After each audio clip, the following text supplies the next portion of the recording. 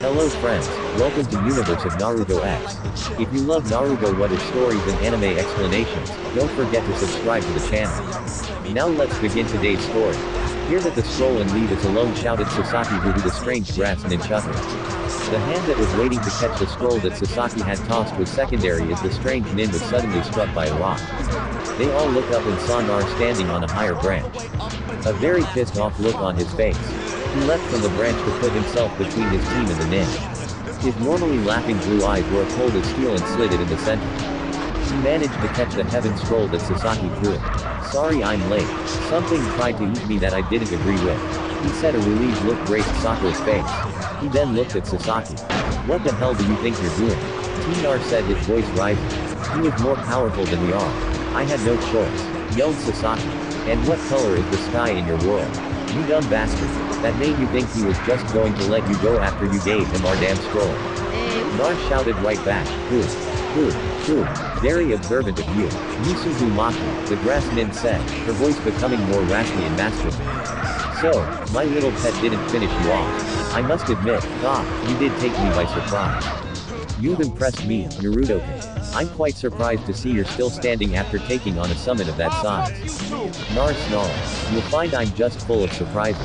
Hubby grass. Nin chuckled some more. Perhaps you'll entertain me more than the so-called Uchiha prodigy. Be warned, little Jenny. No matter how good you think you are, I am far above your level of skill.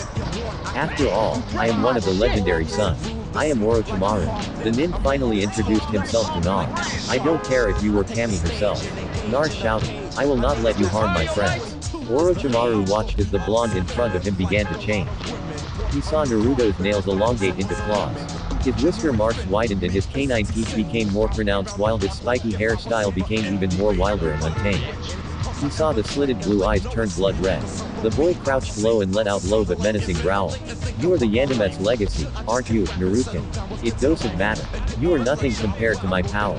Orochimaru started to chuckle again. Sasaki and Sakura could feel the killing intent coming from their blonde teammate. Orochimaru was enough to freeze them in place and make them feel helpless, but with Naruto's added, it was overwhelming. Sakura was on her stomach from the force of it. Sasaki was on his knees. Both Gen were trying to back away from the force they were feeling. Nar looked over his shoulder from where he was crouched. His voice was rough. What's the matter? Afraid scaredy cat. Orochimaru used that second of distraction to attack hidden shadow many snake hands. He shouted. Sasaki barely managed to dodge the dozens of snakes that shot out of Orochimaru's sleeve. Nar seemed to vanish in a blur, only to reappear above the snakes, which he started to run down their length. Orochimaru had a shocked look on his face as Nar sliced his face to shreds with his claws. However, Naruto's victory was short-lived as the Sannin and his snakes turned to mud. Quote! Exclamation mark. Quote! Nar cursed. The hairs on the back of his neck stood on end, and he managed to jump out of the way as a gigantic snake, even bigger than the one that had tried to eat him earlier, attacked him. Is this all you got, hubby? He yelled as he stood in front of the snake, his clawed hands clenching as he prepared to fight in a moment's notice. The snake, however, turned and went straight for the frozen Sasuke, who could only watch in horror as the giant serpent came at him, its fangs dripping with venom. Nar growled and appeared between them once more, his fist impacting with the side of its head, snapping it away from its target and impacted with a tree before vanishing in a puff of smoke. Nar glared at Sasaki. Why are you just kneeling there, coward? Sasaki glared at Nar, but it had the same effect as water hitting a window because all he could do was stand there and tremble in fear. Why aren't you even trying? Nar hissed at him as he his fist back and slugged the kneeling Sasaki in the face. Snap out of it. Sasaki was angry. Angry at Orochimaru for attacking them and reducing him to a small child. He was angry at Naruto because everything he'd said was true. And he was most of all angry at himself for being weak and a coward. It was how he'd acted back when Itachi had slaughtered their family. Sakura could only watch the battle taking place before her. It was beyond anything she could do and anything they should be able to do as a team. Yet her eyes watched as Naruto, not Sasuke, was fighting off a legendary Sonin by himself. You are definitely interesting character Uzumaki Nar, but I cannot allow you to interfere any further with my plans. Not even with the power of the Ninetail can you stand up to my power. Orochimaru said reappearing. Nar growled. Big mistake. Habit. Nar leapt at him and the two were blurs of motion. The only thing marking their passing to the eye was destruction of several trees and branches. XX. If it weren't for the blasted Kobe, I'd make his body my next vessel rather than the Uchiha's. Orochimaru thought to himself as he was forced to avoid the claw swipes from the blonde. Naruto smirked seeing Orochimaru's look of irritation mixed with surprise and fear as he kept him on the offensive and away from Sasaki. Hey, scared habit. Nar snarled as he kicked, swiped, and did his best to tear the Sonin's face off. The blonde was breathing heavy at this point. Orochimaru seeing an opening with his years of experience, he opened his mouth and stretched his tongue out and wrapped it around Naruto's ankle and flipped him into the air. Orochimaru quickly went through a series of one-handed seals. He caught Nar with his tongue, securing his arms and torso. The blonde struggled and kicked with all his might, but could not get loose. Orochimaru noticed the seal on Naruto's stomach around his navel. Opening his right hand, small purple flames appeared on each of the snake son's fingers. 5 elements seal. Orochimaru mentally shouted as he slammed his hand against Naruto's seal. The blonde's scream of pain filled the forest all over. Everyone heard his pain. Nar, Sakura screamed, Sasaki do something. They could only watch as Naruto's features receded. His blood-red slit eyes returned to their normal unslitted blue. His clawed hands returned to normal-looking hands, and the whisker birthmarks became thinner. His canine teeth shrunk back down. Orochimaru chuckled as he threw Naruto into the nearest tree after confiscating the scroll the blonde genin had taken from Sasaki. He smirked as he looked at the other 2 genin and incinerated it. Nar slammed against the trunk of the tree. Sakura saw him beginning to fall and frantically threw a kunai. It snagged Naruto's trousers. She turned hearing Sasaki scream and watched as Orochimaru's elongated neck was withdrawing. Sasaki slumped unconscious. What did you do to Sasaki? Sakura rushed to the boy's side. Who? He's not as advanced as I would have liked. He will know what I've done to him soon enough. He will seek me out. Do not get in the way. I spare your life this time, girl. And with that, he faded away. His laughter leaving Sakura chilled to the bone. Nar, he did something to Sasaki Sakura yelled. She looked where her blonde teammate was and frowned. She went closer and stopped dead in her tracks. What the hell? Who are you? Hanging where Nar had been was a slender girl with curves, long blonde hair that if she wasn't dangling would be down to her narrow waist. Sakura looked closer. The girl had whisker marks like Nar, and she saw the clothes were a size larger. Nar, she whispered. Sakura was lost. She had no idea what to do. Both of her teammates were unconscious and for some reason Naruto was a girl and better looking than me. Sakura mentally wed, what am I to do? She asked her unconscious teammates. Sakura looked at her blonde teammate. After she struggled to get Sasaki down to ground level and in the hollow of a nearby tree, she'd gone back and gotten the blonde down. For nearly an hour, she'd looked at the blonde. She could see some similarities, but that was it. I mean, the face is narrower, the eyelashes longer, the hair. She'd touched it out of curiosity and sighed. Her hair is so soft and silky. It's not fair. She saw the whisker marks were still on the blonde's cheeks, and it reminded Sakura of that sexy jutsu she'd seen Naruto teaching the third's grandson. But she's fully clothed, and they don't fit very well. She'd opened the jacket and saw that she was defiantly well-endowed in the chest department. She saw strange burn marks on the blonde's stomach and what looked like the remains of a seal. Sighing, she went and wetted a cloth and put it on Sasuke's head. The Uchiha had a high-grade fever, and his breathing was low but steady so far. Sakura looked for other wounds on Naruto. She kept calling her that in her mind, for she didn't know what else to call the blonde laying there, but had found nothing else. I could have sworn her hands should be cut up, but they're as smooth as mine. Sakura remembered how quickly Naruto always seemed to heal and wondered about that. She'd asked Kakashi back during the wave mission, but he ignored her. As always, Sakura grumbled as she got a cool cloth and put it on Naruto's forehead. She'd put the headband on the ground next to her. What did he do to you, Nar? I saw a flash, but I didn't hear him say Aijutsu. She said to the blonde. Sasaki is still out in the area where that freak bit him is red and puffy. I injected him with a basic antidote from our field kit, but it doesn't seem to be doing anything. Sakura had taken to talking to the blonde to keep herself awake after she set up the camp. You know, if you really are a girl, I want to know why you've hidden yourself like this. And if it's something that the freak guy or Orochimaru did, I hope the Kakashi-sensei or the Hokage can fix it. She wet the rags again. You know I won't let you steal Sasuke if you were a girl. I remember you kissed him on our last day at the academy. Now that I think about it, you hussy. Stay away from my Sasuke Nar just laid there unmoving, her breathing shallow. Sakura would swear she was sleeping for hours. Sakura talked to the blonde about hair care to cosmetics to fashion tips. You know Ino sees you. She's going to demand you go shopping for new clothes. Orange doesn't really suit you anyways. Greens and blues with your complexion and hair coloring. Sakura sensed something and turned to see a squirrel coming towards them. She launched a canny at it, scaring it away. That was close, she thought. It could have been disastrous if that little critter had set off any of the traps. Sakura thought. She checked on Sasaki, saw his bandages needed changing, so she unwrapped his forearms and reapplied the healing cream. And then Ru wrapped his forearms. Baka, why didn't he say he was hurt from our earlier encounter? Sakura thought with a sigh. Boys, they're such. She looked at Nar. Maybe when you wake up, you can explain the male mind to me. She heard a twig snap in her head, whipped about to see three ninja with musical notes on their headbands. Oh no, Sakura thought as they stayed at the edge of the clearing. XX. Nar came awake to the sound of battle. Gee. Everything hurts like the time the villagers celebrated my 7th birthday.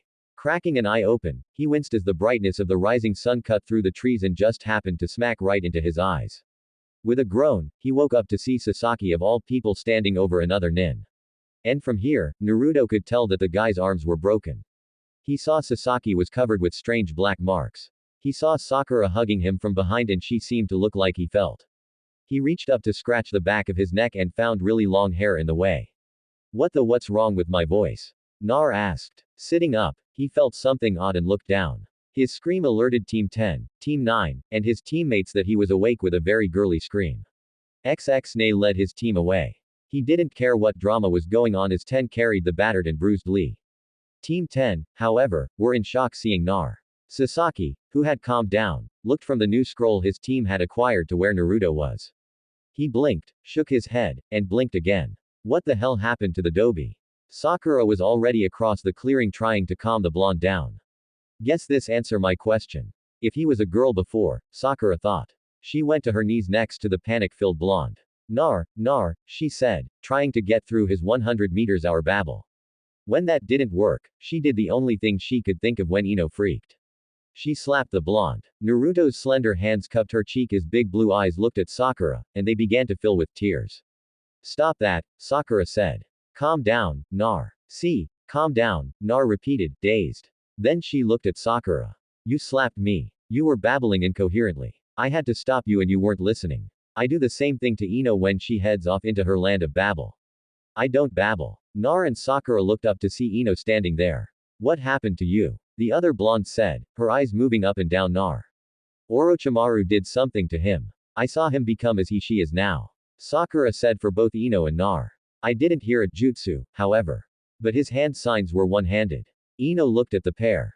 Well, you both look terrible. I'll fix your hair. You especially Nar. That's going to tangle if we leave it as is. Naruto's hand went to her hair and she wed. I only ever had long hair in my sexy jutsu. He looked at Sakura. I can't. Sakura put a hand on her teammate's shoulder. Keep calm. I'm sure once we get to the tower, Kakashi-sensei will know what to do. Ino styled Sakura's hair. What a hack job. Forehead. We'll have to trim it properly after the exam, Ino said. Then her eyes fell on Nar and yours, not to mention clothes. I'm sure you're a knockout, but those clothes will be burned. What? Nar yelled. There's nothing wrong with my clothes. She said standing up, and her pants fell down around her ankles. Ino snapped her head around and saw Shikamaru, Choji, and Sasaki looking. Turn around, you perverts. Three boys spun so fast there was an audible snap. Naruto had his pants up and sat back down, a blush on her face along with a hint of frustration. This is the temp's fault. I just know it. Ino and Sakura heard the whiskered female mutter.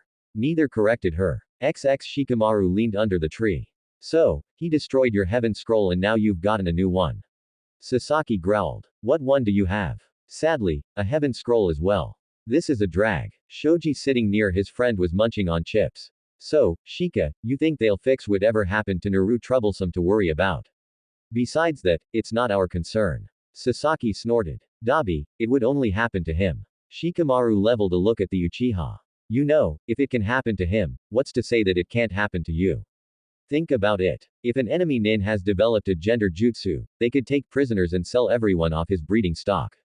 That will never happen to me. Sasaki said, I'm an Uchiha. Yeah, and if they can turn you into a breeder, think about that in your small little world. Uchiha, they make you female and have you pump out babies. The three males shuddered. I feel sorry for Nar. Shoji said he and Shikamaru were friends with the blonde, having built up alliance with the amount of time they spent together after school while in trouble. I'm sure that the sense will fix it, Shikamaru said. But Choji, being his friend for so long, heard the threat of doubt. What is taking so long? Sasaki muttered. Shikamaru snorted. He'd known Ino since he could crawl, even though it was troublesome. They're probably fixing Nar up. His clothes are too big on his, I mean her new frame. Shoji whistled, drew their attention to where the girls were coming out of the tree hollow. Naruto's pants had been cut down to shorts. The shirt that had been shredded was a crop top exposing tan belly. The belt had several new holes in it. Naruto's jacket was the only thing mostly intact. The strips from the shirt and pants were used as wrappings around the legs. Why'd you cut up his pants? Sasaki asked. They were shredded, Sakura said, pulling Naruto along. They watched as the said blonde wrapped her now slender arms around her midsection. Her blue eyes seemed sharper. What the hell are you looking at? Shikamaru shook his head. The package might be different, but the attitude was all Nar. You done know? He asked, said blonde sighed. For now, she looked at Nar. And no biting your nails. They're atrocious. We'll have time later. Forehead. Keep an eye on her. Him. Damn it to hell. Ino. I'm a boy. Nar yelled at her. Not right now. You're not. Ino said as she joined her team. See you at the tower.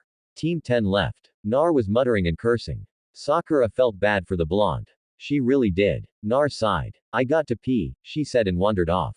Sakura closed her eyes and counted down from 10. She'd got as far as 7 when where the hell did it go?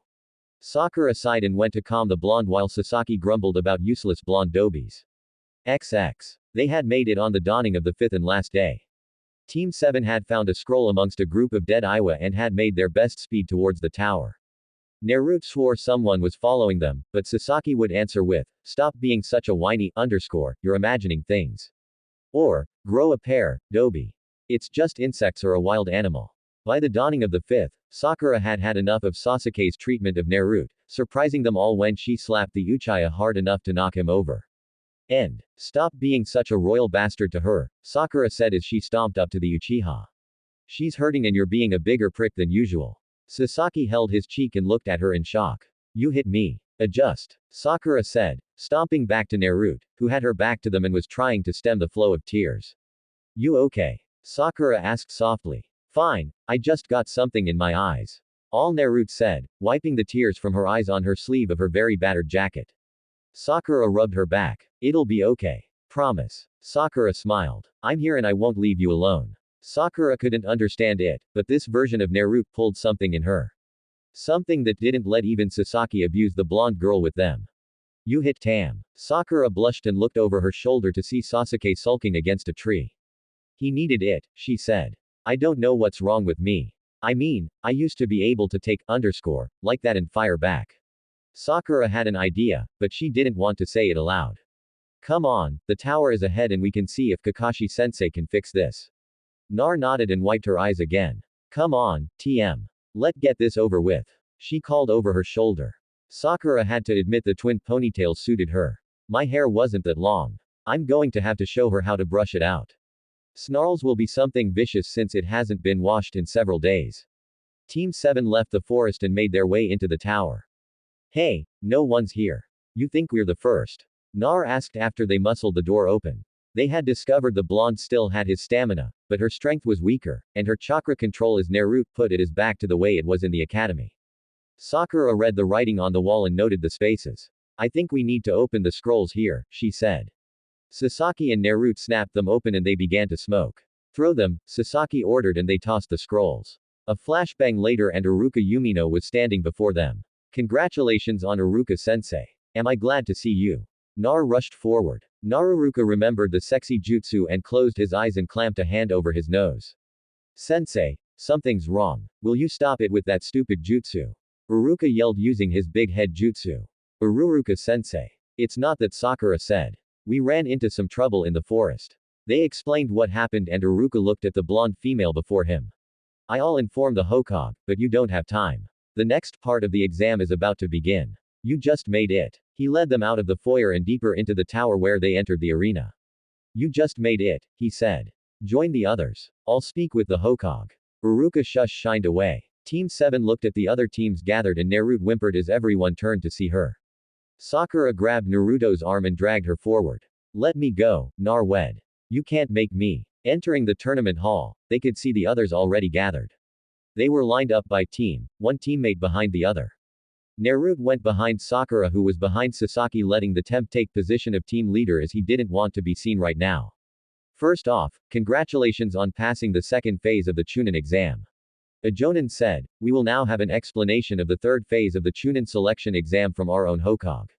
Everyone listen up and listen well. With those words, the elderly third Hokage walked forward to the edge of the raised platform and, coughing out some smoke from the pipe he'd been smoking, began to speak. The third exam will begin. But before the explanation, there's one thing I want to make clear to all of you. The Hokage said in a tone that required any decent person to pay attention. It's about the true purpose of this exam. In other words, why we do a joint exam with the allied nations of this region of the world to maintain good relations with the allied nations and heighten the level of the ninja are the reasons you have probably heard. But do not let them deceive you. The exam, so to speak, is the old man was obviously a lover of theater as he took a moment to puff on his pipe, a moment in order to build up the suspense a bit. The epitome of a war between the allied nations.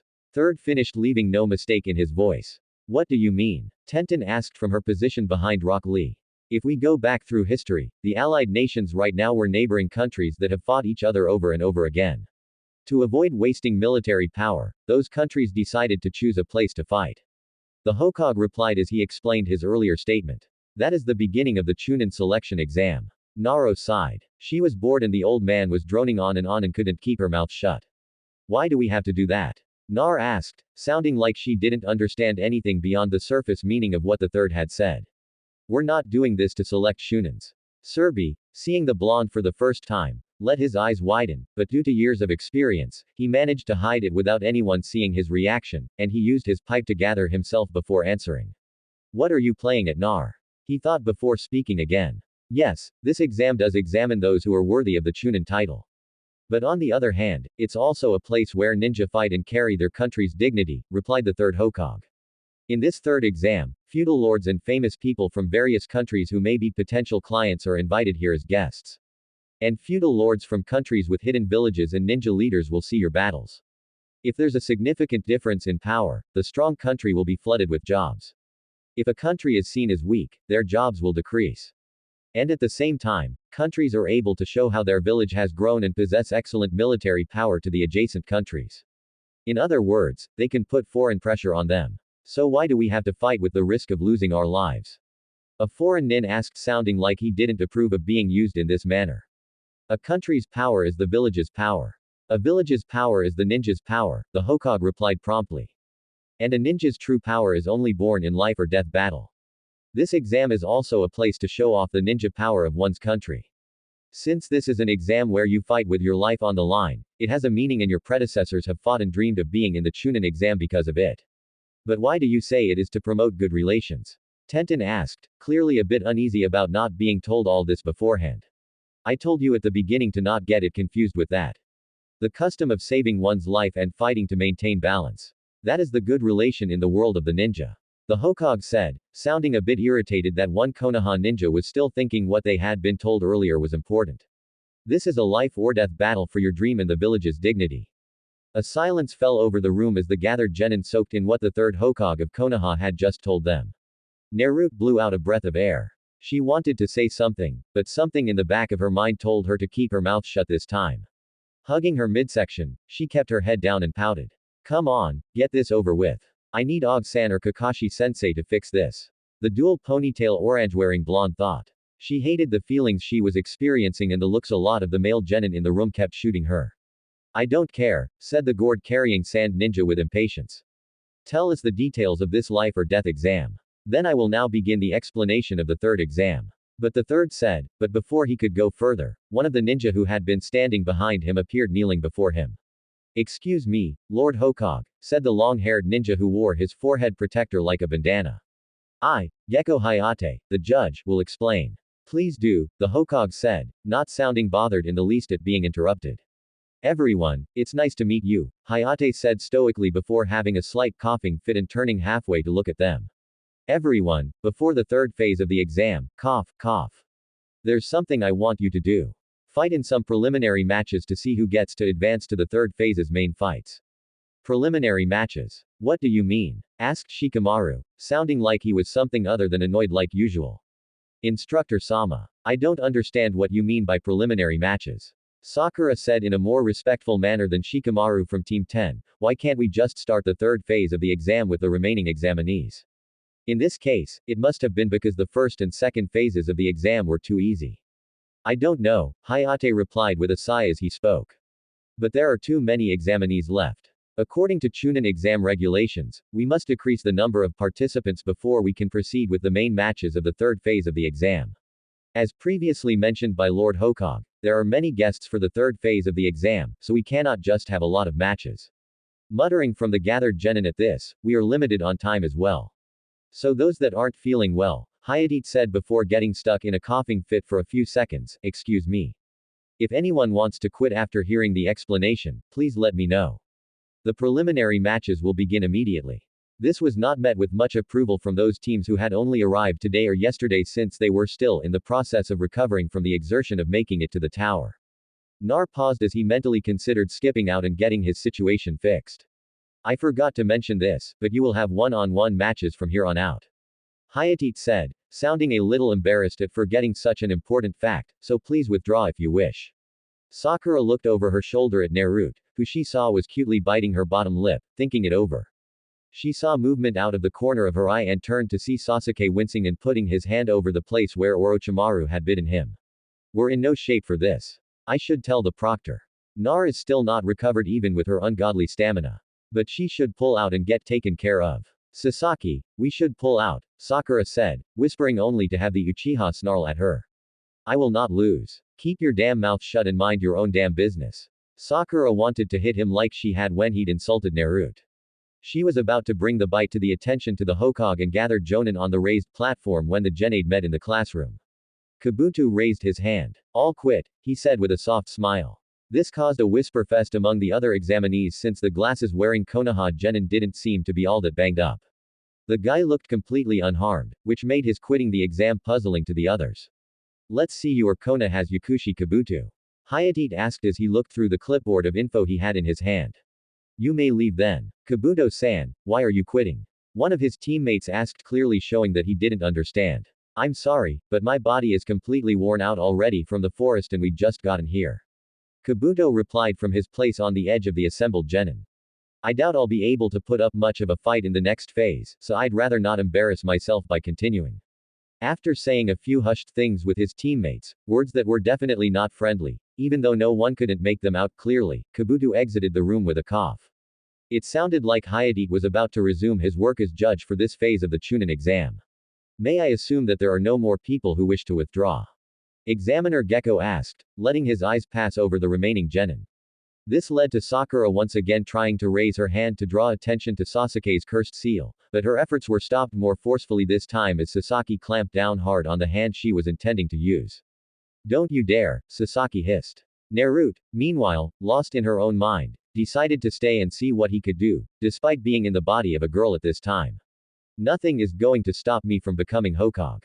And if that hubby TM thinks this sick jutsu or whatever it is will stop me, I'll show him and next time I'll kick his for sure. Believe it. The blonde thought to herself. Then let's begin the preliminary matches. Hayate said, clearly ignoring the conflict occurring in Team 7. It will be a one-on-one match. In other words, it will be like real combat. Now that we have exactly 20 people, we will have 10 matches and the winners will be able to advance to the main part of the third phase of the Chunin exam. There are no rules. You will fight until the other person dies, is knocked out, or admits defeat. If you don't want to die, please give up immediately.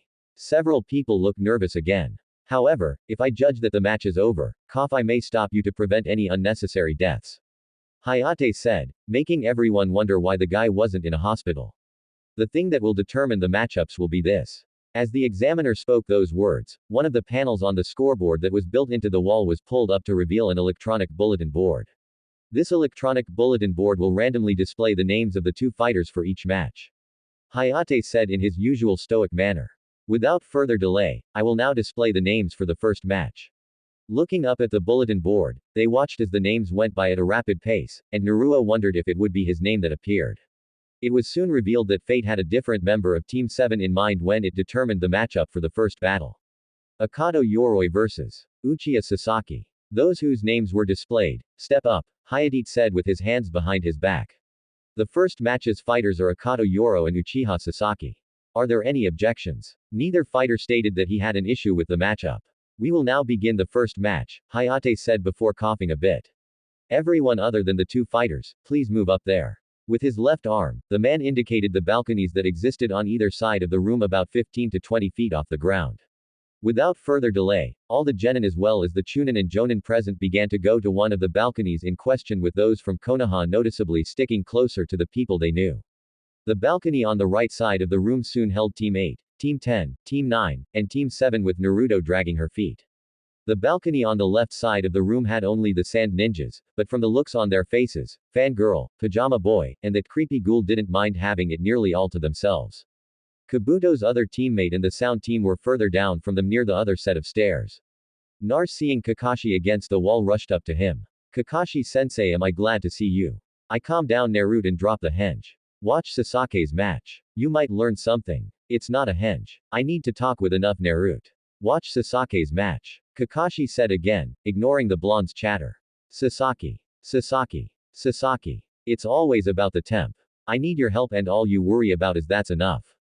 Kakashi said, stepping away from the blonde. I don't want to hear about this prank, Nar. It's time you grow up and you take responsibility. He stepped away from Nar and went several feet away. I will talk with you about this behavior and your blatant jealousy later. Naruto's slender hands tightened into fists, her nails digging into the palm of her hands so hard they drew blood. This isn't a prank. Nar stopped as Kakashi turned away and went to the other end of the balcony. Nar felt a tear slip down her cheek and she closed her eyes. Damn you, sensei. I need your help and you continue to ignore me. You speak of taking responsibility. You don't know the meaning of the damned word, you thrice damned hypocrite. Naruto felt a hand on her shoulder and turned to look at the bearded face of Asuma Sarutobi, the Jonin instructor for Team 10 and the Hove's son. Nar, she nodded. Ino and Shikamaru told me what happened. He shot a look at Kakashi, who was watching Sasake's fight and ignoring everything else. Well, talk to the old man after the prelims. Thank you, Naruto said. Her voice was low. At least someone cares. Asuma shot Kakashi a hard look. You stupid bastard. I swear. Since you wish to play favorites, then fine. You can have your precious Uchiha Haki. We'll take the rest of your team. Asuma thought he'd never liked how Hideki played favorites. He'd watched the man giving the Uchiha special training after dismissing the rest of the team. And Naruto needs the most help and you've shown him nothing. And now Shi-H is in trouble and pain. And you continue to ignore him. Sasake's match ended with him stealing a move from Rock Lee. After Hayate announced him the winner, Kakashi vanished with him using a shushin. XX Shino Arame of Team 8 defeated his opponent of the sound team by clogging his arm weapons with his Kikai bugs and blowing them up, ending the other boy's career as a ninja. Conqueror of the sand team defeated Kabuto's other teammate with a puppet and poison. The genin didn't survive as medic nins rushed to save him. Nar watched as Ino and Sakura fought. Neither showed much, but they had a good foundation of the basics and they fought using those. While they fought, they continued to exchange insults. Ino picking on Sakura's looks and hair. They talked about their past friendship and how they broke it off over Sasuke. Sakura surprised everyone when she said it was a foolish thing to do. She missed her friend. After that, they picked up the action. Ino cut her own hair in an attempt to trap Sakura, and she did using a mono wire she'd thrown with the hair to immobilize Sakura and use her family jutsu, the famed Shinton no Jutsu, the mind-body switch. Naruto heard Shikamaru talk about it as he explained it to Ka and Rock Lee. Nar watched as Sakura's hand was coming up. Come on, Sakura-chan, fight it. Don't go down like that. Nar yelled. This drew the attention of the pink-haired girl as well as the rest of the eyes in the hall onto the slender whisker-marked blonde. In the arena below, Sakura managed to regain control and eject Ino. Both girls were nearing exhaustion and in the end it came down to them charging one another and punching one another in the face, sending them both flying. Hayate checked them both over. Both are unable to fight. Due to a double knockout, no one passes the fourth preliminary match. Hayate announced to the spectators. Naruto was surprised to see Kakashi appear and with Asuma gather up the two kunoichi and return them to the balcony as neither was hurt enough require attention of the medics. Nar knelt by Sakura's side, ignoring Hideki. They'll be fine, Naruma said as he pulled out a cigarette. They'll wake up in a couple of minutes. Below 10 and Tari's match went on with the Sun Kunoichi dominating 10 who couldn't land a hit on the fan wielder. Tamari was announced the winner. Her antics after the fight brought on some drama as Lee caught his teammate from being seriously harmed after being slammed in the spine with the huge metal fan and then thrown towards a wall while unconscious. Shikamaru won his match against the Sound Kunoichi by using his Shadow Possession Jutsu and having her knock herself out. XX Next fight, Naruto Uzumaki vs Ka Inosuke. Hayate announced the names off the board. Nar looked at Sakura, who'd woken up during the last match. Well, go on, the pink-haired girl said with a grin. Show him what you got. Naruto, meanwhile, was feeling uncertain now that her match had arrived. Hey, look at this, Akamaru. Looks like we've got us an easy win. Ka crowed. Naruto's eyes narrowed at this. He could hear the others around the dog user agreeing with this. He looked at Kakashi, whose nose was buried in his book, not even paying attention. I'll show them, Nar thought as she leapt from the balcony to the floor below. Ka snorted. So you're a chick now. Doesn't matter if you're hot. You're still going down. Naruto's eyes narrowed. I'm going to kick your Ka. Bring it on, killing intent flooded the arena, causing everyone to look at the blonde now. The blonde in the middle of the arena floor was surrounded by a vortex of purple chakra. I am not I am Naruto Uzumaki and I am a boy.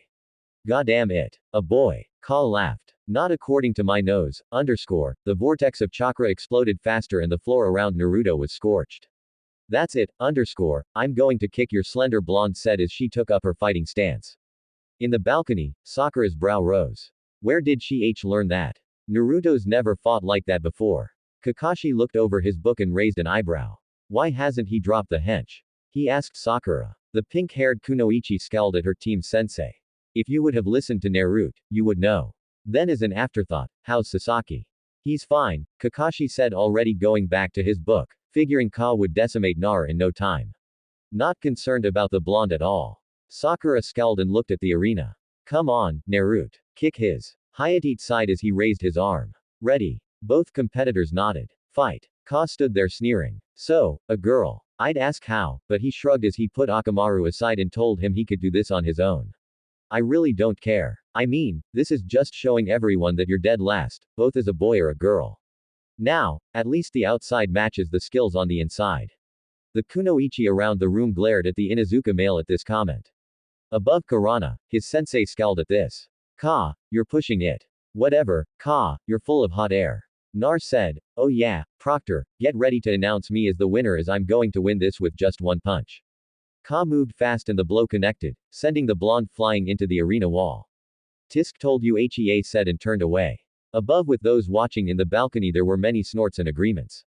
Sakura however was watching the shattered wall. Her hands were gripping the rail tight. Silently she was repeating on Naruto get up. Don't fail here. Get up. Below Ka is still boasting. Well come on and announce it already. Hayate shakes his head and coughs. Why not? The Inuzuka demands. Because that was a cage bunch of female voice says and Ka finds himself pulled into the ground as the blonde Kunoichi appears above him now learned that watching Kakashi doing the same thing to the temp. Yeah. Sakura yells and smiles as her teammate is showing what she can do. Kakashi lowered his book and those that know him can see the frown at Naruto using a technique he demonstrated. Back in the arena, Naruto back flips out of the way as Akamaru becomes involved, allowing his master to dig himself out of the headhunter jutsu. A come on Akamaru. Naruto wed as she dodged the dog's bites. She didn't see Ka and it took him grabbing her ponytails, wrapping the long hair around his fist and kicking her legs out from under her before she realized he was free. Listen here, bitch, Ka said as he yanked her hair hard, exposing her neck. No one disrespects me like that. Not some dead last, gasps filled the balcony. Well, it's over now, Kakashi said as he put his book away. I'm going to check on Sasaki. He shined away without caring about his student. Sakura glared at where the man had been, but her eyes snapped back to the arena. Now you give up before I rough you up. Ka said as he pulled on Naruto's hair harder. His foot on her legs kept Nar from getting her feet under her and taking pressure off. Nar snarled as she swiped at him, but he blocked it, then slapped her with a backhanded blow across the face. You need to learn your place, Ka said, yanking Naruto's hair harder and forcing her head back. Perhaps a good taming. Would you like that? Do you need to be claimed? Naruto's eyes widened as Ka sniffed her neck and his free hand squeezed her. Stop that. I'm going to kill you, Ka. Nar yelled as she struggled. Akamaru backed away, not liking how his partner was behaving. Hey, like you can, I'll mark you as mine and you'll be my personal toy. How do you like that Nar above in the balcony? All the kunoichi were getting pissed. Kurana was glaring at her student. We will be having a long talk after this, Ka, and your mother will be present as well. Stop it. Sakura was saying. Ino was next to her. Both girls were looking upset at the scene below. Sensei Ino said as Asuma stepped up behind them. It's a sad thing, but it could happen in battle. A captured kunoichi could be raped, he said. Both teens looked at him, but doing it to a fellow nin even in this tournament is wrong. He looked over and saw that Kurana was as pissed as he was. Ka might win this match, but he won't survive the lecture. That's for sure. He muttered as he turned back to the fight below. Ka was groping Naruto's heart. You have a nice rack. Bet you're tight as hell. Naruto's eyes changed. They went from their normal blue to having slits. Ka didn't notice the darkening of the whisker marks nor the elongation of fangs and claw-like nails. I'm going to kill you. Naruto swore, her voice becoming deeper, more guttural. Above, Sakura had a flashback to the forest. Ka never saw the clawed hand snap up, and he howled in pain as Naruto's claw-like fingers sliced his arm. He let her go as he backed away in pain. Nar rolled and then a kick up. The purple chakra was back. You pathetic mutt. You think you can do that to me? I am going to make sure you never reproduce again. Nar blurred into motion and Ka was kicked hard with a sidekick and sent flying. Nar blurred again and a spinning kick sent Ka flying off into another direction. Nar seemed to shimmer again. Those watching seeing a blonde blur. The younger generation, not knowing what was going on, but the older ninja recognized it. Asuma felt the cigarette in his mouth fall, and he whispered a word that hadn't been heard in Konoha since the death of the fourth Hokage. Hiroshin. Ka was sent into the air by a flip kick. Nar was about to move when Akamaru tackled her. Ka hit the ground and rolled. He lay there watching as Akamaru and Nar rolled around on the ground. Naruto's claws, leaving bloody gouges in the nin dog's side while Akamaru clamped his teeth into the blonde's shoulder, shredding the jacket. Ka whistled, and Akamaru backed off. All three competitors in the short amount of time were now bleeding. Akamaru winced as he moved. The claw marks in his side told him he'd pissed off the blonde female, and he could understand her anger. She was an alpha in every way, and Ka disrespected her badly. Ka ripped his jacket and bandaged his arm where the slashes were. He didn't take his eyes off the blonde. Naruto was on her knees sucking in huge amounts of air which had many men in the arena focused on her heaving chest. She looked at her jacket and peeled it off, wincing as she felt the bite mark from Akamaru on her shoulder. She touched them and sighed, seeing they were already healing. Seeing where Ka was looking, Naruto scowled. Why are men such perverts? With a sigh, she stood and drew several shuriken. Ka smirked. This is over, he tossed Akamaru a pill. He performed a series of Had Seal's man-beast clone. A puff of smoke and Akamaru transformed into a perfect copy of Ka. Nar threw the shuriken and leapt into the air, narrowly avoiding the oncoming vortexes of man and dog. Man, I narrowly avoided getting pulped there. Nar thought as she flipped and landed, seeing Ka stop before connecting with the wall. Funny thing was, she could smell which was which. You know, Ka, you really need to take a bath. The blonde taunted. The Ka on the right growled. I give you a bath when I'm done. He snarled. Fang over fang. Nurid leapt again, but not quick enough as one of the spinning vortexes of destruction caught her ankle and she fell to the ground. Ka was on her in a second, pinning her to the ground. Not so tough now, are you, Nar? He said, leaning in and sniffing along her neck. Nar was panicking as Ka straddled her and had her arms pinned above her head. Get off me, Ka. Don't think so. In fact, I think I'm going to get a taste of you now, he said, sneering as he lowered his head closer. Nar did what any woman in her place would do. She bit Ka's nose as hard as she could, drawing blood. Ka reared back, screaming in pain and was half on his knees when Naruto struggled out from under him and kicked out as hard as she could, her foot connecting with Ka's privates.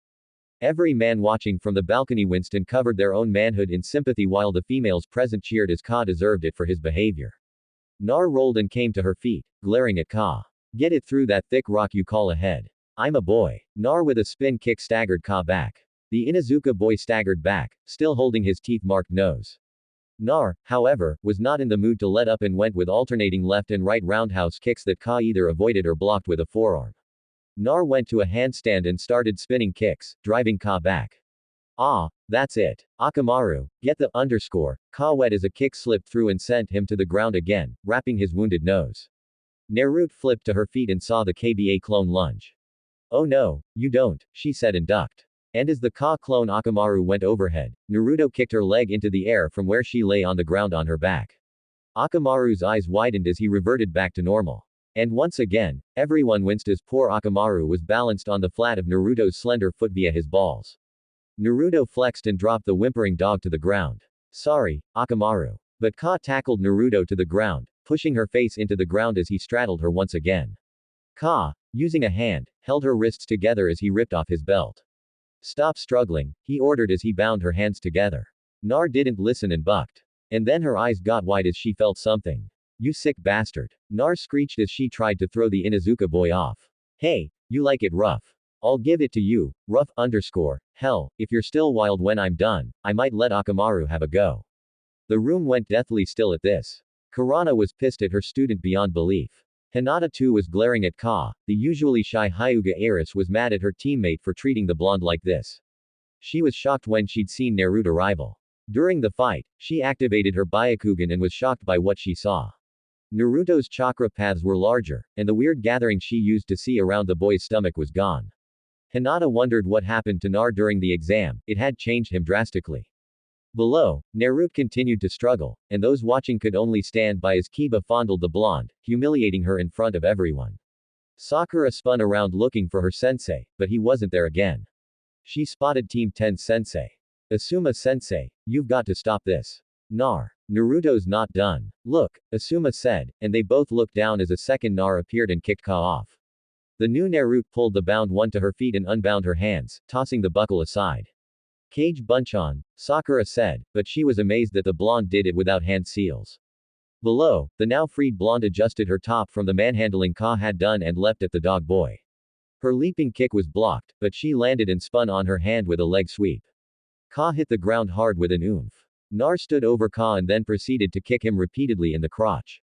The proctor was shocked as Ka's eyes rolled into his head. Meanwhile, Nurid was ranting.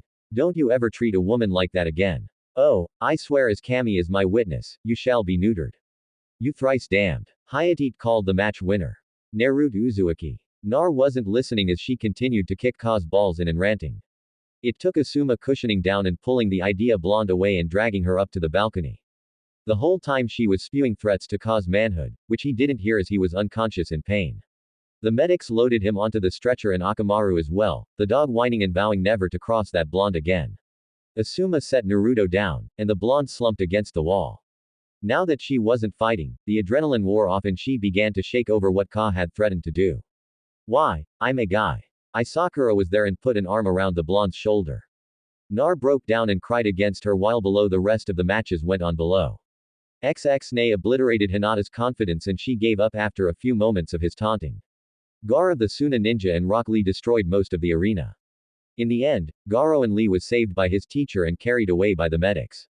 Shoji lost his match to the sound ninja that they had encountered in the forest. Nar had calmed down during the Gar-Lee match and watched as the heavy boy lost to the sound ninja. They took a 10-minute rest period while the arena was repaired. Kakashi still hadn't returned and Asuma put a comforting hand on Naruto's shoulder. Well, see the old man after this, he said, and Nar nodded.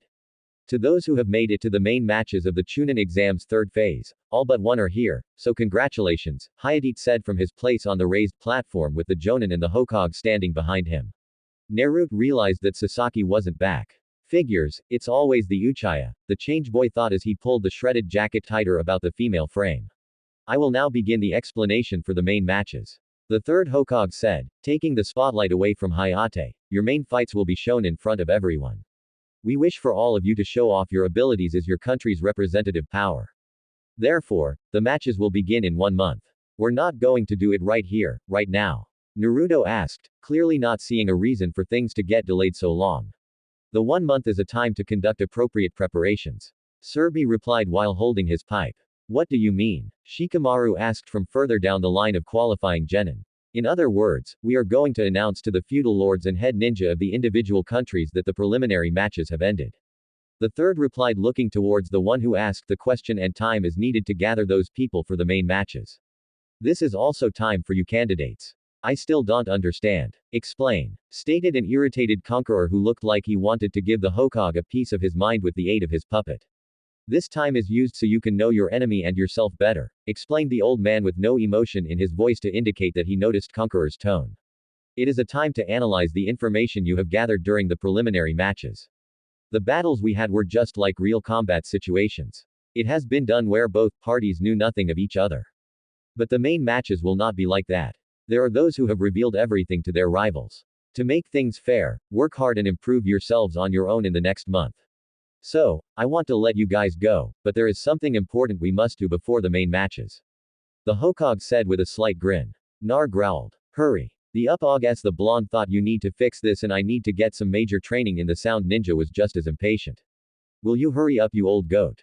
Don't get so hasty. Take a piece of paper from the box that Hayate is holding. The Hokage said as the proctor stepped forward. I will come to you so please wait your turn. Hayate said with a cough. Naruto was the first to be approached and doing his best to ignore the looks he was getting from the others, reached into the box and removed a single piece of paper. This went on and on down the line until every genin present had a piece of paper in their hand. Once done, it was apparently Examiner Ibeka's turn to take over the post-preliminary proceedings.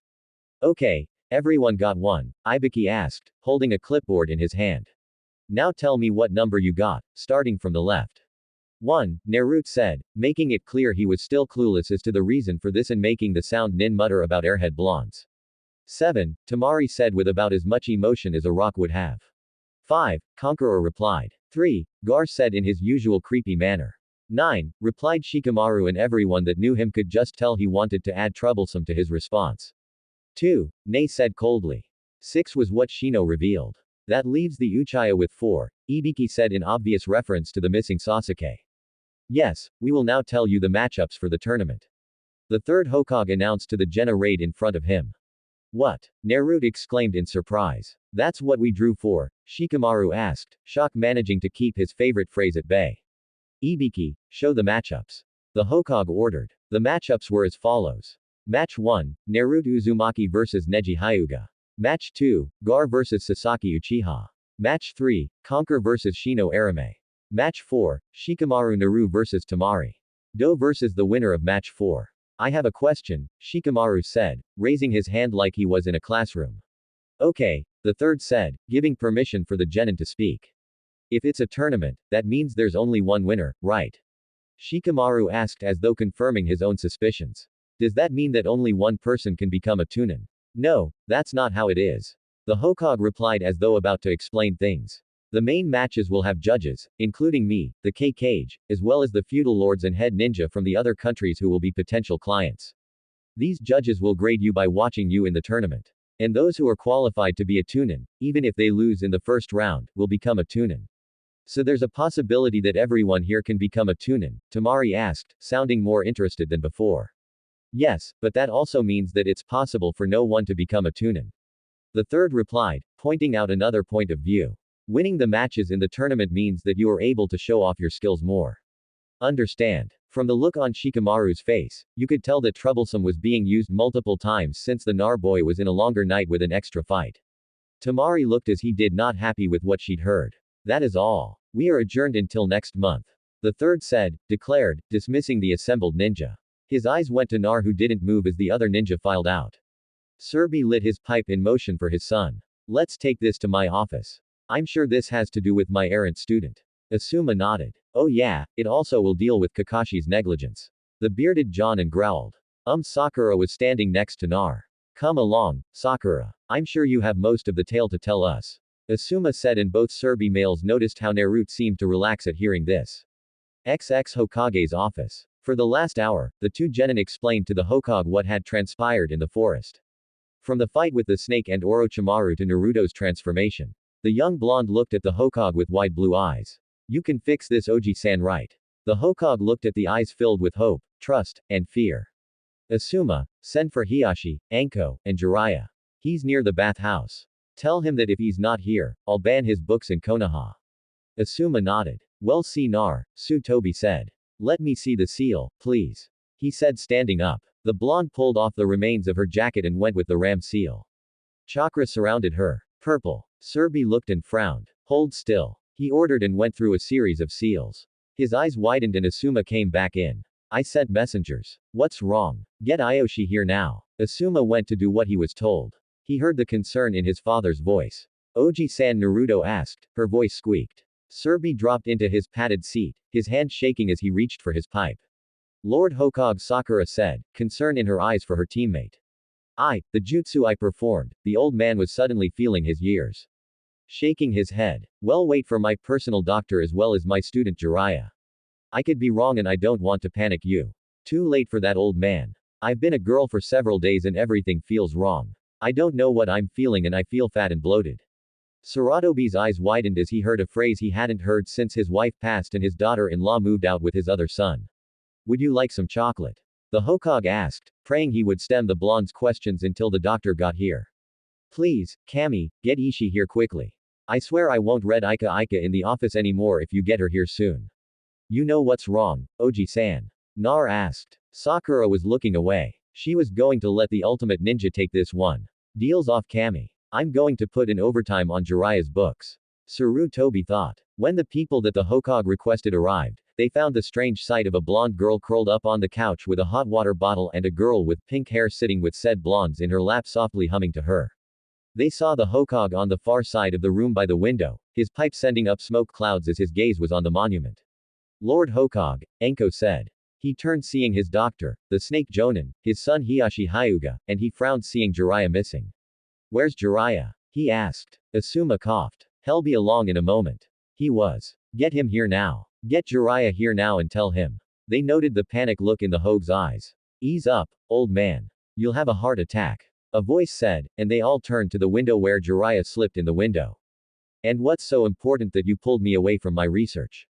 I need you to examine Naruto's seal. Surbi said, fine, fine. Where is he? She is on the couch, Saratobi said, and all eyes looked at the blonde hugging a hot water bottle to her.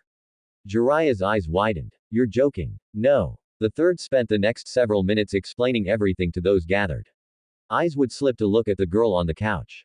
Jiraiya walked up slowly to the pair on the couch. Nar. A pair of blue eyes looked up at him, and Jiraiya could tell the blonde was getting more and more freaked with each passing moment. My name is Jiraiya. The older man crouched before the couch. I'm one of the third's former students. He's asked me to look at your seal to see what Orochimaru has done. Jiraiya was speaking low and calmly. I understand it's been several days. Can I see where your seal was, please? The blonde girl moved the hot water bottle and Jiraiya told the blonde to stay where she was. He went through numerous hand seals and his frown deepened with each one. Ishii, could you come here please? The Hoge's personal doctor did. And Jiraiya moved a bit. Can you run a diagnostic, please? What's wrong? Nar asked. Jiraiya held up a finger for a moment. Ibashi ran several tests, her brow wrinkling more and more. This is not possible, she said, looking over her shoulder. Jiraiya sat on a chair near the couch. What? Enko finally asked. The suspense is killing the rest of us. I put a hand on Naruto's shoulder. Congratulations, Surbi. She's a girl. XX. Naruto sat there looking at the white-haired man that introduced himself as Jiraiya. The others went to the side and were talking. You can fix this, right? She asked. Sakura looked at the man as well. Jiraiya contemplated telling a lie, but he hated giving false hope. No, it seems whatever Orochi did, combined with the seal you already had, well, Gaki, it fused you in the Kabi. It rewrote your entire DNA structure. And as far as I can tell, the Kobe was female and in an act of desperation imprinted herself on you. As the seal Orochi Temp did was meant to cut you off, the Kobe fought and he sighed. You are 100% female now. Nar shook her head. No, no, no, no, no, no, no, no, no. She shook her head faster and faster, sitting up and backing away from everyone. This is a dream. I drank stagnant water or something. This is all a dream. I want to wake up now. Sakura reached out and Naruto backed away. No, this isn't real. I can't be a girl. I can't. Across the room, Ishii was talking with the Hokage. The scans I ran are positive. Nar is female now, and she's just started her period. Asuma and his father winced.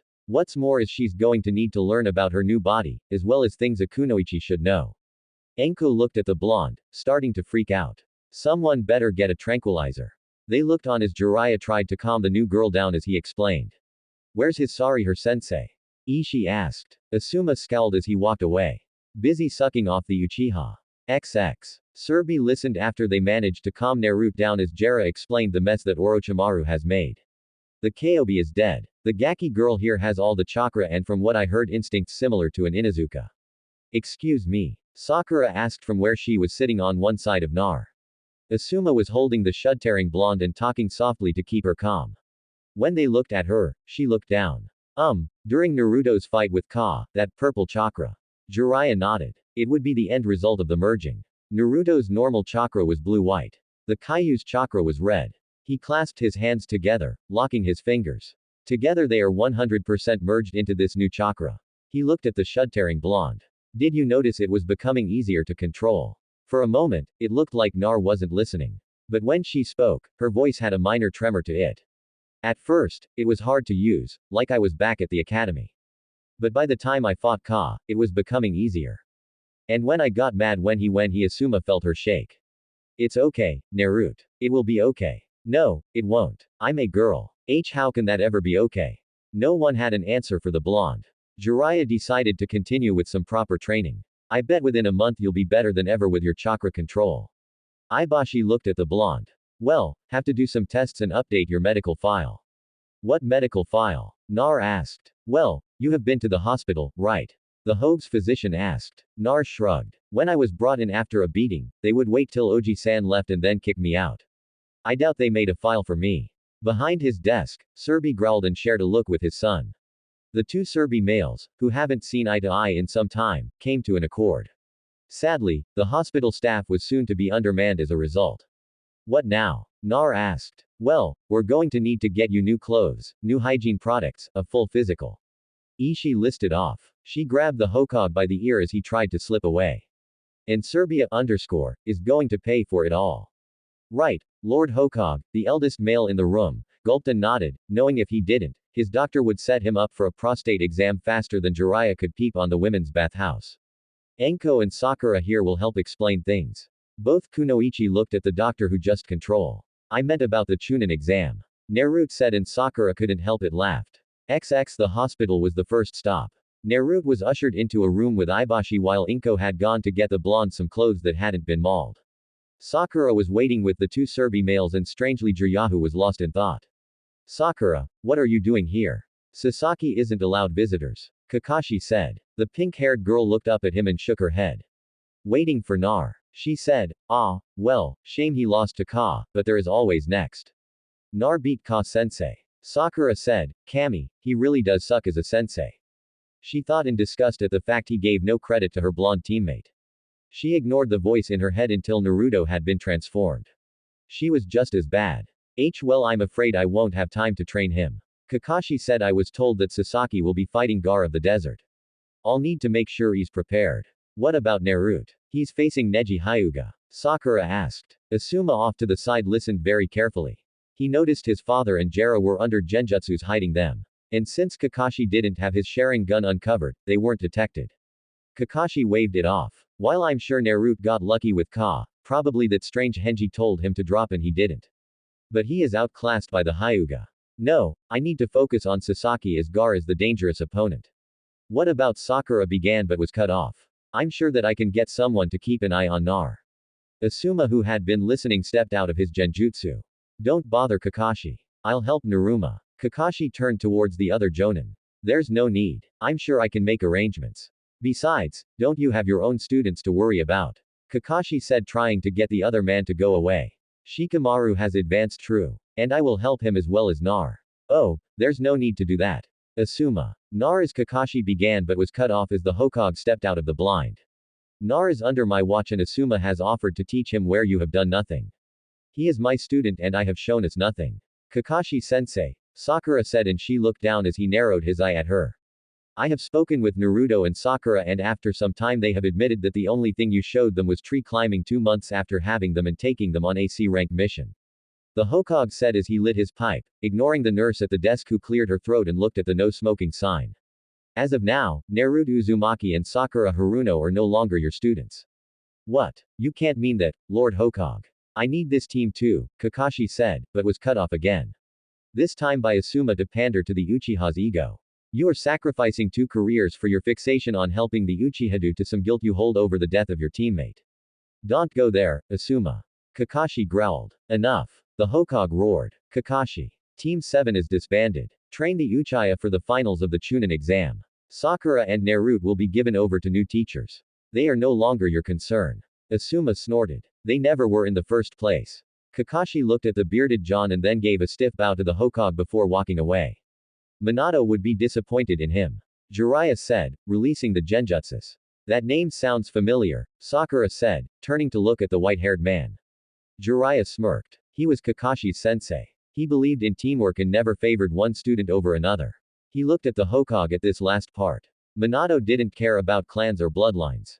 He believed in giving each student his full attention and teaching them all equally. They were quiet before Sakura asked what will happen to Naruto now. Asuma was saved from answering at the shrill yell from the exam room. You want to put that where? Naruto exited the exam room and Sakura saw the blonde was beet red.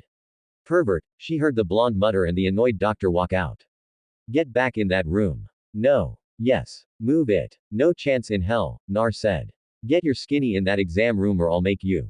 I snarled. You couldn't find a wet dream around Kakashi.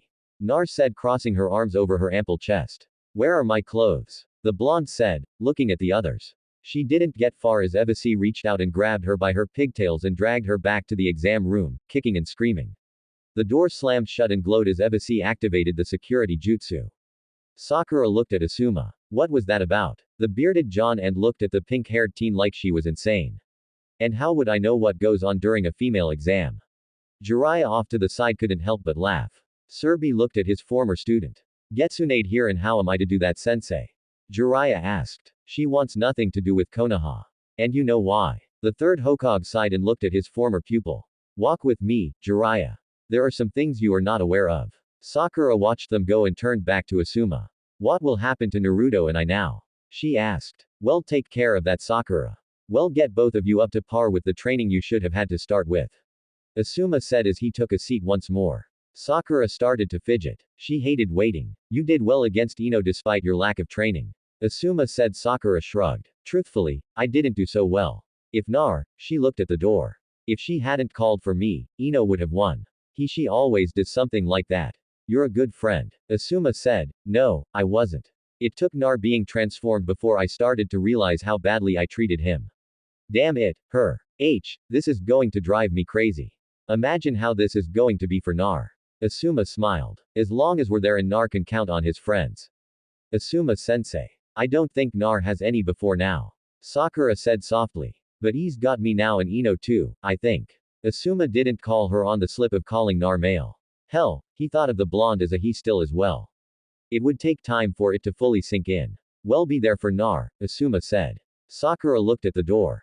Why is it so quiet now when we could hear everything from before? I think the doctor activated the security seals on the room. Oi, where is everyone? John and Jenin turned to see Anko with a bag. What took you so long? Asuma asked. You try clothes shopping for a girl that you barely got the measurements for and let's see how well you do. We're going to need to do major shopping after this. Sakura nodded. Nar will need clothes and everything. Asuma shuddered. He hated shopping, but he had promised to be there for Nar, and this meant even for things like this. Anko was smirking, but Sakura asked something that's been bothering her. Why are you here? Anko looked at the girl and raised an eyebrow. Gaki didn't tell you. Tell me what? Sakura asked. Of course, Naruto wouldn't say anything. Sigh, I'm one of Naruto's watchers. He's known me since he was little. I try to help when I can, and I'm not on missions. The exam is the first time I've been able to see him in nearly a year. Anko dropped onto the bench, sandwiching Sakura between her and Asuma. So, you're the one who taught him that fighting style. Asuma said, recalling the stance the blonde had taken in the match against Ka. Yeah, Naruto only uses it once in a while, preferring to keep what skills she has under wraps. Anko said, now I have another reason to kill my former sensei. Sakura was confused. If you've known Naruto, why the council keeps interfering? Anko said softly. The Hokage can only do so much. But he's the Hokage, Sakura said, and the pair of Jonin felt sorry for her. And he's one man, an old tired man who was fighting an uphill battle against our own village to keep Naruto safe and alive. We'll talk more when we're not as exposed. Anko said. She looked at Asuma. I'm moving Naruto into my apartment. The council can go itself. Good idea. All three jumped seeing the return of the Hokage and Jiraiya. During the coming month, Naruto is going to be getting training from several teachers. Jera wants to teach her some things also. During that time, Naruto will need to learn what it is to be a kunoichi. I can help. Sakura said. The Hokage smiled. Ibashi will be pleased, I'm sure. My lord, Anko said standing. I request reassignment. Anko said rising from the bench then going to one knee. While I understand Master Jera is a Sonin Naruto and I approve Anko. He looked at Asuma and the Serbi males shared a thought and came to another agreement. Anko, I am giving you John an instructor status. Your team will be Naruto Uzumaki and Sakura Haruno. You will work in conjunction with teams 8, 9, and 10 for higher rank missions or borrow a third member depending on mission parameters. Anko smiled at this while Asuma felt a chill run down his spine seeing that grin. You won't regret this, Anko said. You take care of them, Anko. Both of them, the Hokage said. Damn right I will, Anko muttered. Serbi knew he should never have allowed the council to keep Anko away from Nar. The boy had flourished under her care in his early days. But once she was out of the way, the sabotaging of his ninja career began in earnest. Time to fix things, the Hokage thought. The door to the exam room opened and Ishii exited. Do you have clothes for? Anko handed her the bag. She will be out in a moment. The door closed again. Anko sighed. I didn't get a bra. Wasn't sure on her size. Sakura's eyes widened as Anko looked at her and smirked like a predator that just found a land full of sheep and no escape. You'll help her with that pinky. Sakura sputtered. XX. Nar rejoined them dressed in baggy pants and a black shirt, her battered jacket tied around her waist. Sakura smiled seeing the pout on the blonde's face. What's wrong Nar? Nar shot a look over her shoulder at Ibashi who came out. She the blonde yelled pointing at Hihoko's personal doctor. Put did she's an old pervert. Ibashi shook her head. I had to do a full exam, kiddo. She handed the file to the Hogue. 100% female and her chakra has stabilized even more. The Hokage looked the file over and raised an eyebrow, seeing something. She's a virgin, and as I said in your office, she just started her period. I've given her the standard injections that all kunoichi get. She'll need it every 3 months. The Hokage nodded. I've also made me Naruto's primary physician from now on. Now, while you get her clothes and other things, I think it's time I have a nice long talk with the rest of the staff. The Hokage panicked in the thought of shopping and pulled out a scroll and handed it to Asuma. Tell the shops to send the bills to me when they're done. I think it best if I help Ishii here with the medical staff. Asuma realized what his father had done. And he knew there was no way now he would be able to escape. Anko didn't help matters either. Don't worry, Asuma. I won't tell Karine you spending the day shopping with 3 hot kunoichi. He flinched and Naruto looked around. 3 you Sakura and Huyugaki. Anko said I'm a girl. I always wanted a sister anyways. Anko said with a grin, putting an arm around the blonde's shoulders. Now, while we're doing this, we're going to set a few ground rules. Ground rules? Nar asked. Well, you're moving in with me for one thing. The council can go and get a Hokage Tower enema for all I care.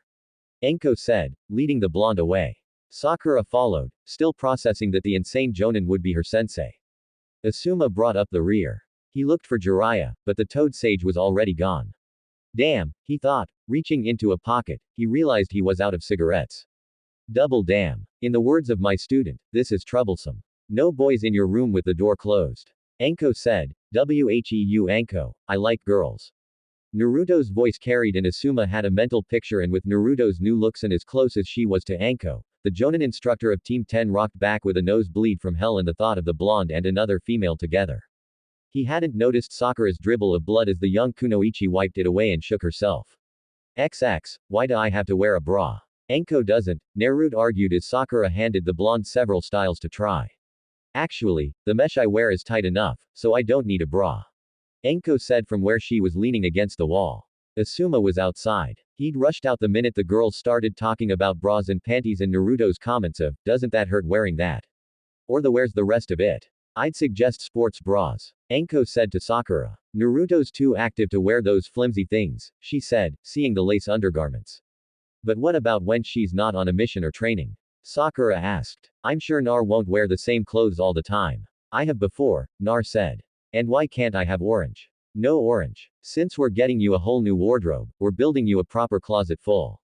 Anko said. Seeing the cute pout Sakura went and came back with several pairs of orange bras and panties. Here, you can wear these under those dark clothes we picked out. Naruto looked at the clips and then at Anko.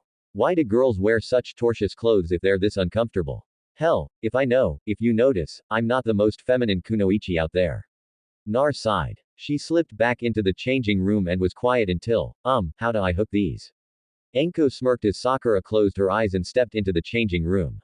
Who would have thought? She smirked. In the changing room, Sakura froze. I think I prefer the sports bras.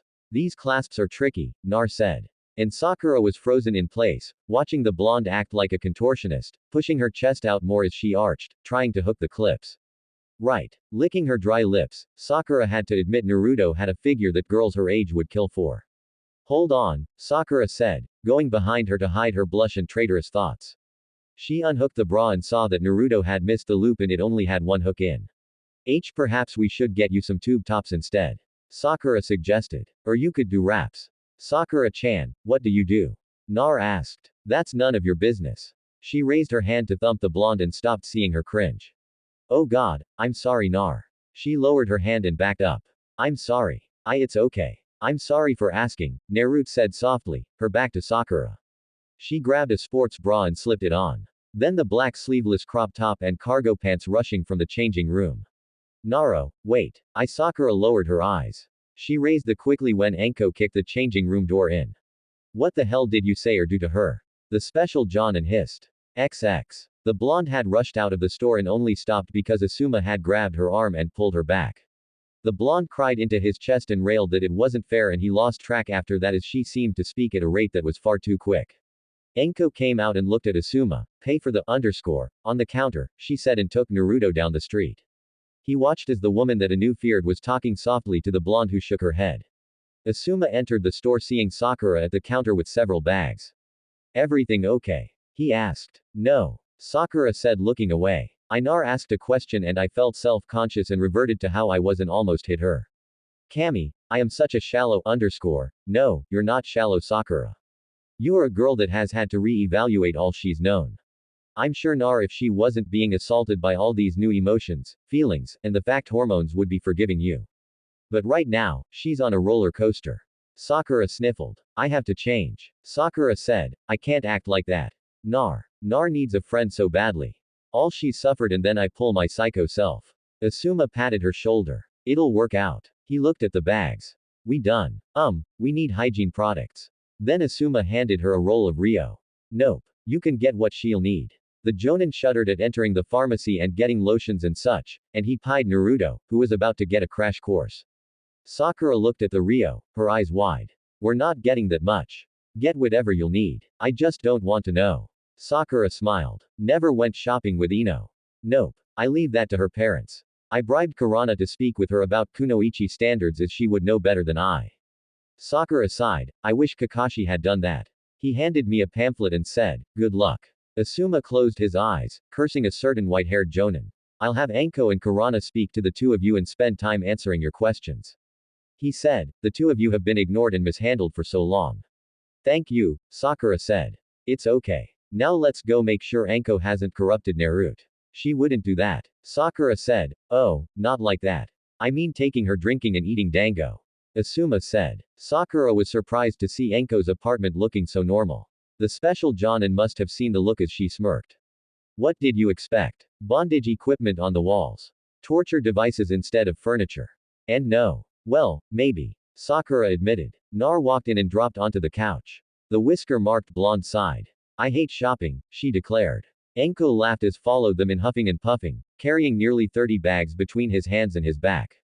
Ah, Asuma, thanks, Anko said with a smirk. The smoking Jonin had made a comment outside the chemist's, and Anko had blackmailed him into carrying all the bags while she and Naro talked, and Sakura was dragged along. Just put them down there. Well, move them to Naruto's room once we straighten it up. Asuma dropped the bags and sighed as his arms tingled from the loss of weight. I hate you, Anko, he muttered.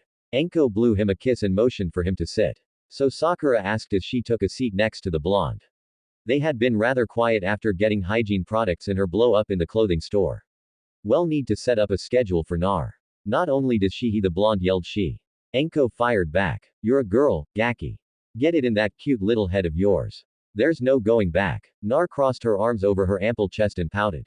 Asuma closed his eyes at the images and knew in his gut the blonde was going to be a heartbreaker all over Konoha and not even try. As I was saying, Asuma said with a deep breath, he pulled out a pack of cigarettes he'd picked up while waiting. But Anko's look had him put it away. Not only will Nar need to retrain her skills, but learn what being a kunoichi is about. Why can't that wait until after the exam? Nar asked. I mean, I don't want to waste time on useless things when I could be getting stronger. Asuma, you need to know your body before you can do anything. Naruto, your chakra paths are different. Your physical strength is different as is your balance. Enko's, she's top-heavy with those knockers, was heard despite being mumbled. Nar smirked jealous. Mine are better than yours. Enko smirked. You don't want to play that game with me. You know I'll win. Nar deflated. Yeah. Sakura shook her head. And we also will be doing team training as well. Narco's our new sensei. And she won't. She won't treat us like Kakashi. Nar mumbled as she looked at the coffee table. You still have this old thing. Enko smiled. Of course I do. You got it and fixed it up and varnished it for me. I love it. Huh. Sakura and Asuma looked just as confused. Nar a couple years ago for my birthday got this table out of abandoned home. It was beat up and faded. He spent weeks sanding it and then staining it before giving it to me. Kids are natural with woodworking. Nar shrugged. Not hard when I had to fix my apartment up all the time. Bound to learn something. Sakura put a hand on her teammate's shoulder. You're not going to be alone, Nar. The blonde sighed and stood. I'm going to see my room.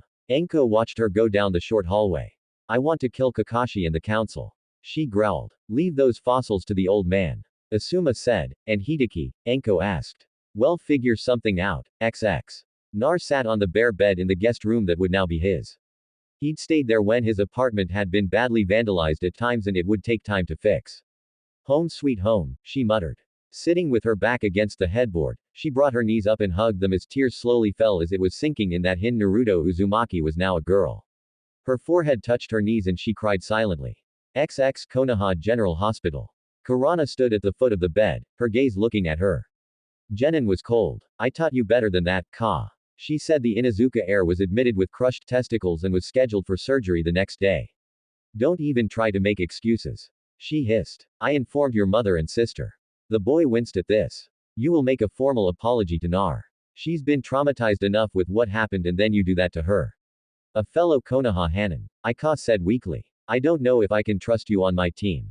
Ka Kurana said, with myself and Hinata as kunoichi, it's bad enough we have to expect that kind of behavior from enemy nin and bandits, but from our own teammate, I don't think either of us would feel safe after that display you put on in the arena.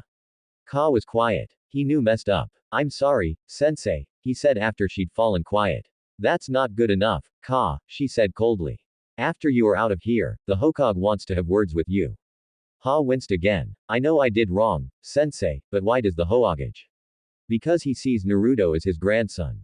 Kurana roared. You better pray to Kami that the Hokage has calmed down by the time he sees Yuka.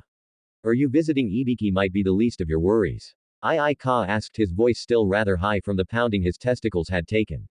The head of interrogation squad, Kurini said, the man who ran the first exam. KBA swallowed. Your actions have consequences, Ka. Doing what you did against a fellow Konoha ninja is grounds for interrogation to determine your fitness as a ninja of this village. Add into who you did it to. Kurana shook her head. I'll be back tomorrow after your surgery to check on you. Kurini said, I had Shino take Akamaru back to your clan house where he's getting attention. Ka silently nodded his thanks at that.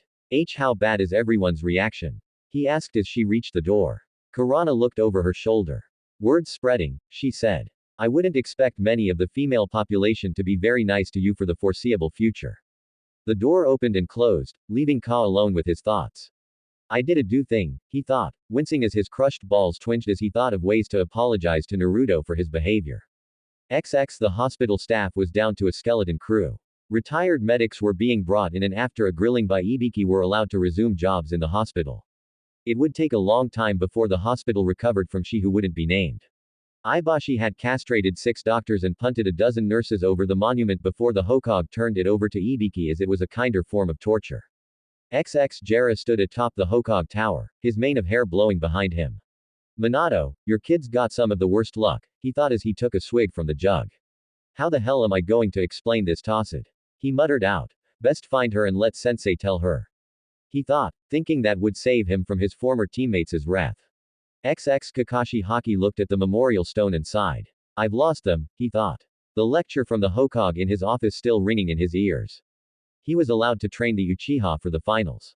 And after that, Sasaki Uchi would be given over to a new instructor and team. Flashback. That's final Kakashi. Sarutobi said as he sat behind his desk. Why? Surbi looked at him. You ask me that after the way you've treated your students. I've done nothing wrong, Lord Hokage. Granted, I may have focused more on Sasaki, but the council has ordered.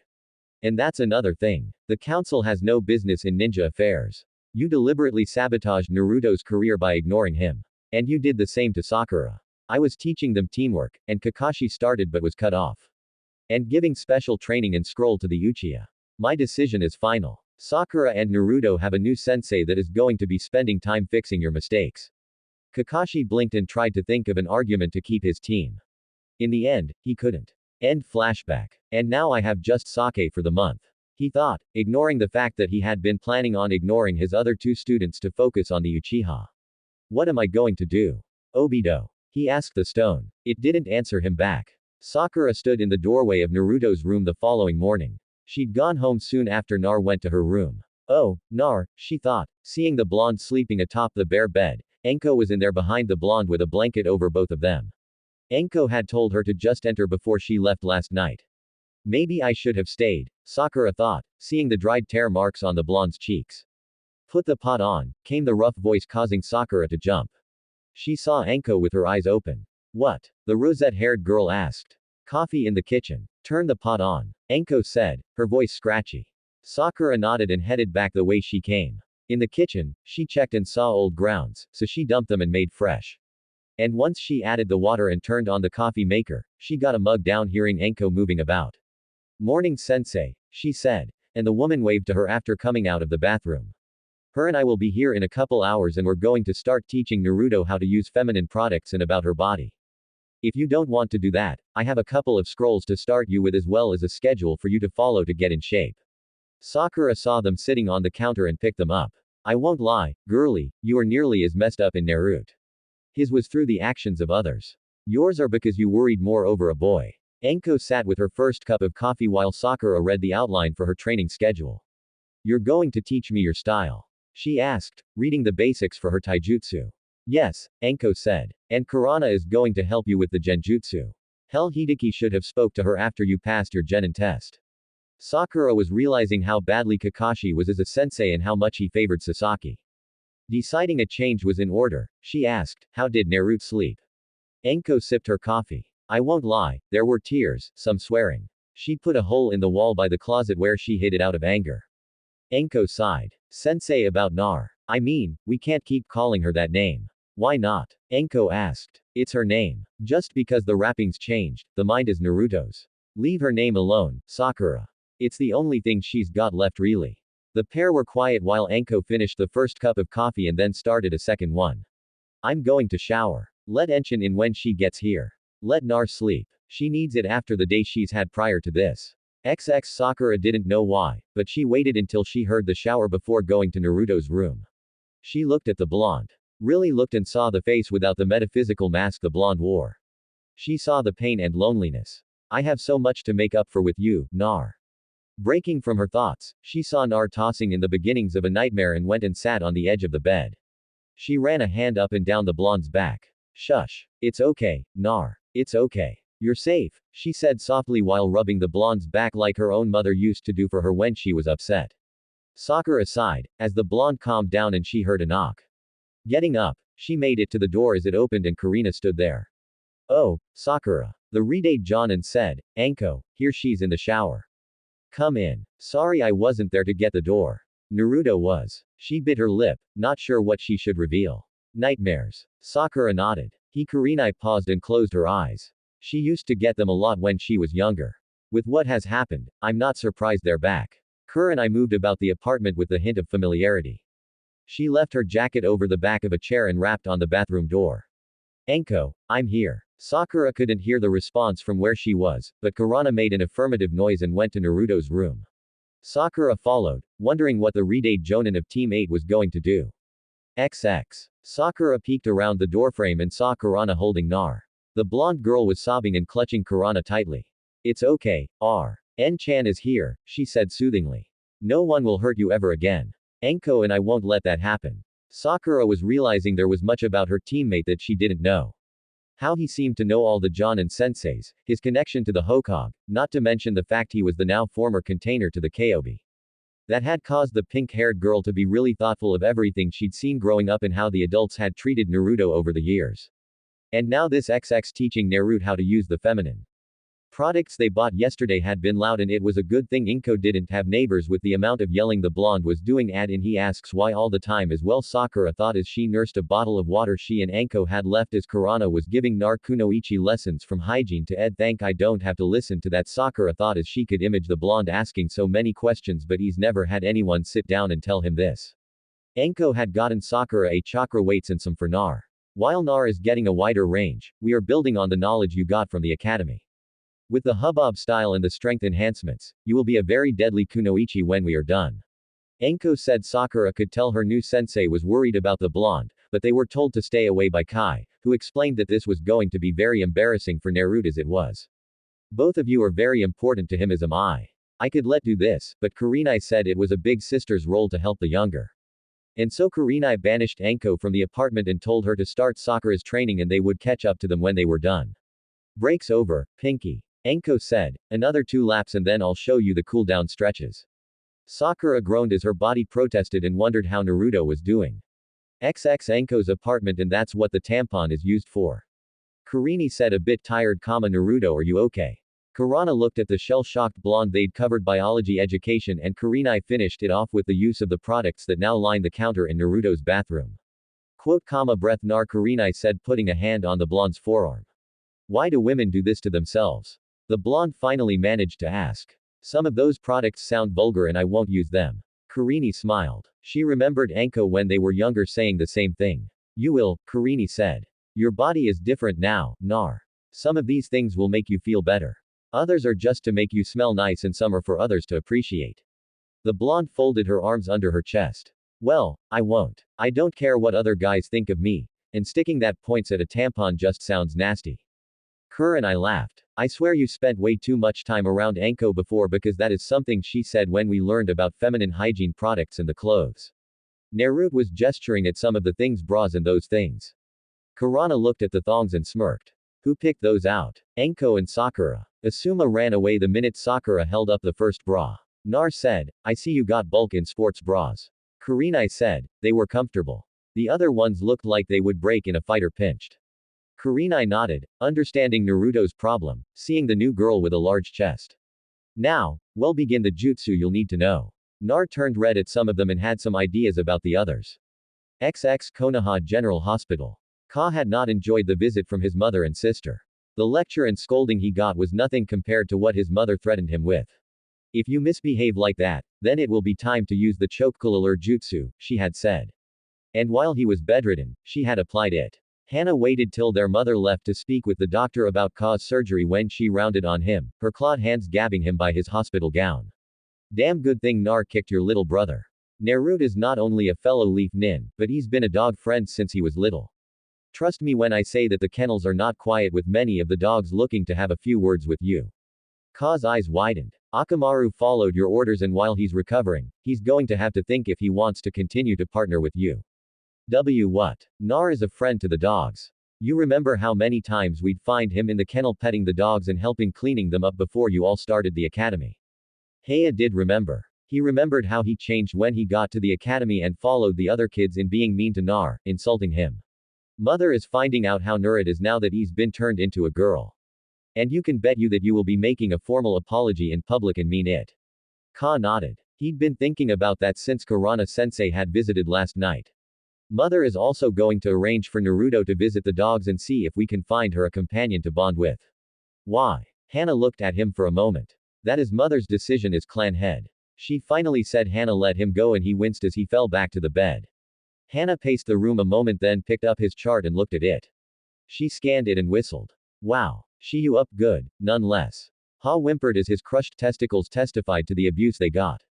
Along with minor concussion, cracked ribs, Hannah continued. And from what your sensei said, Nar held back.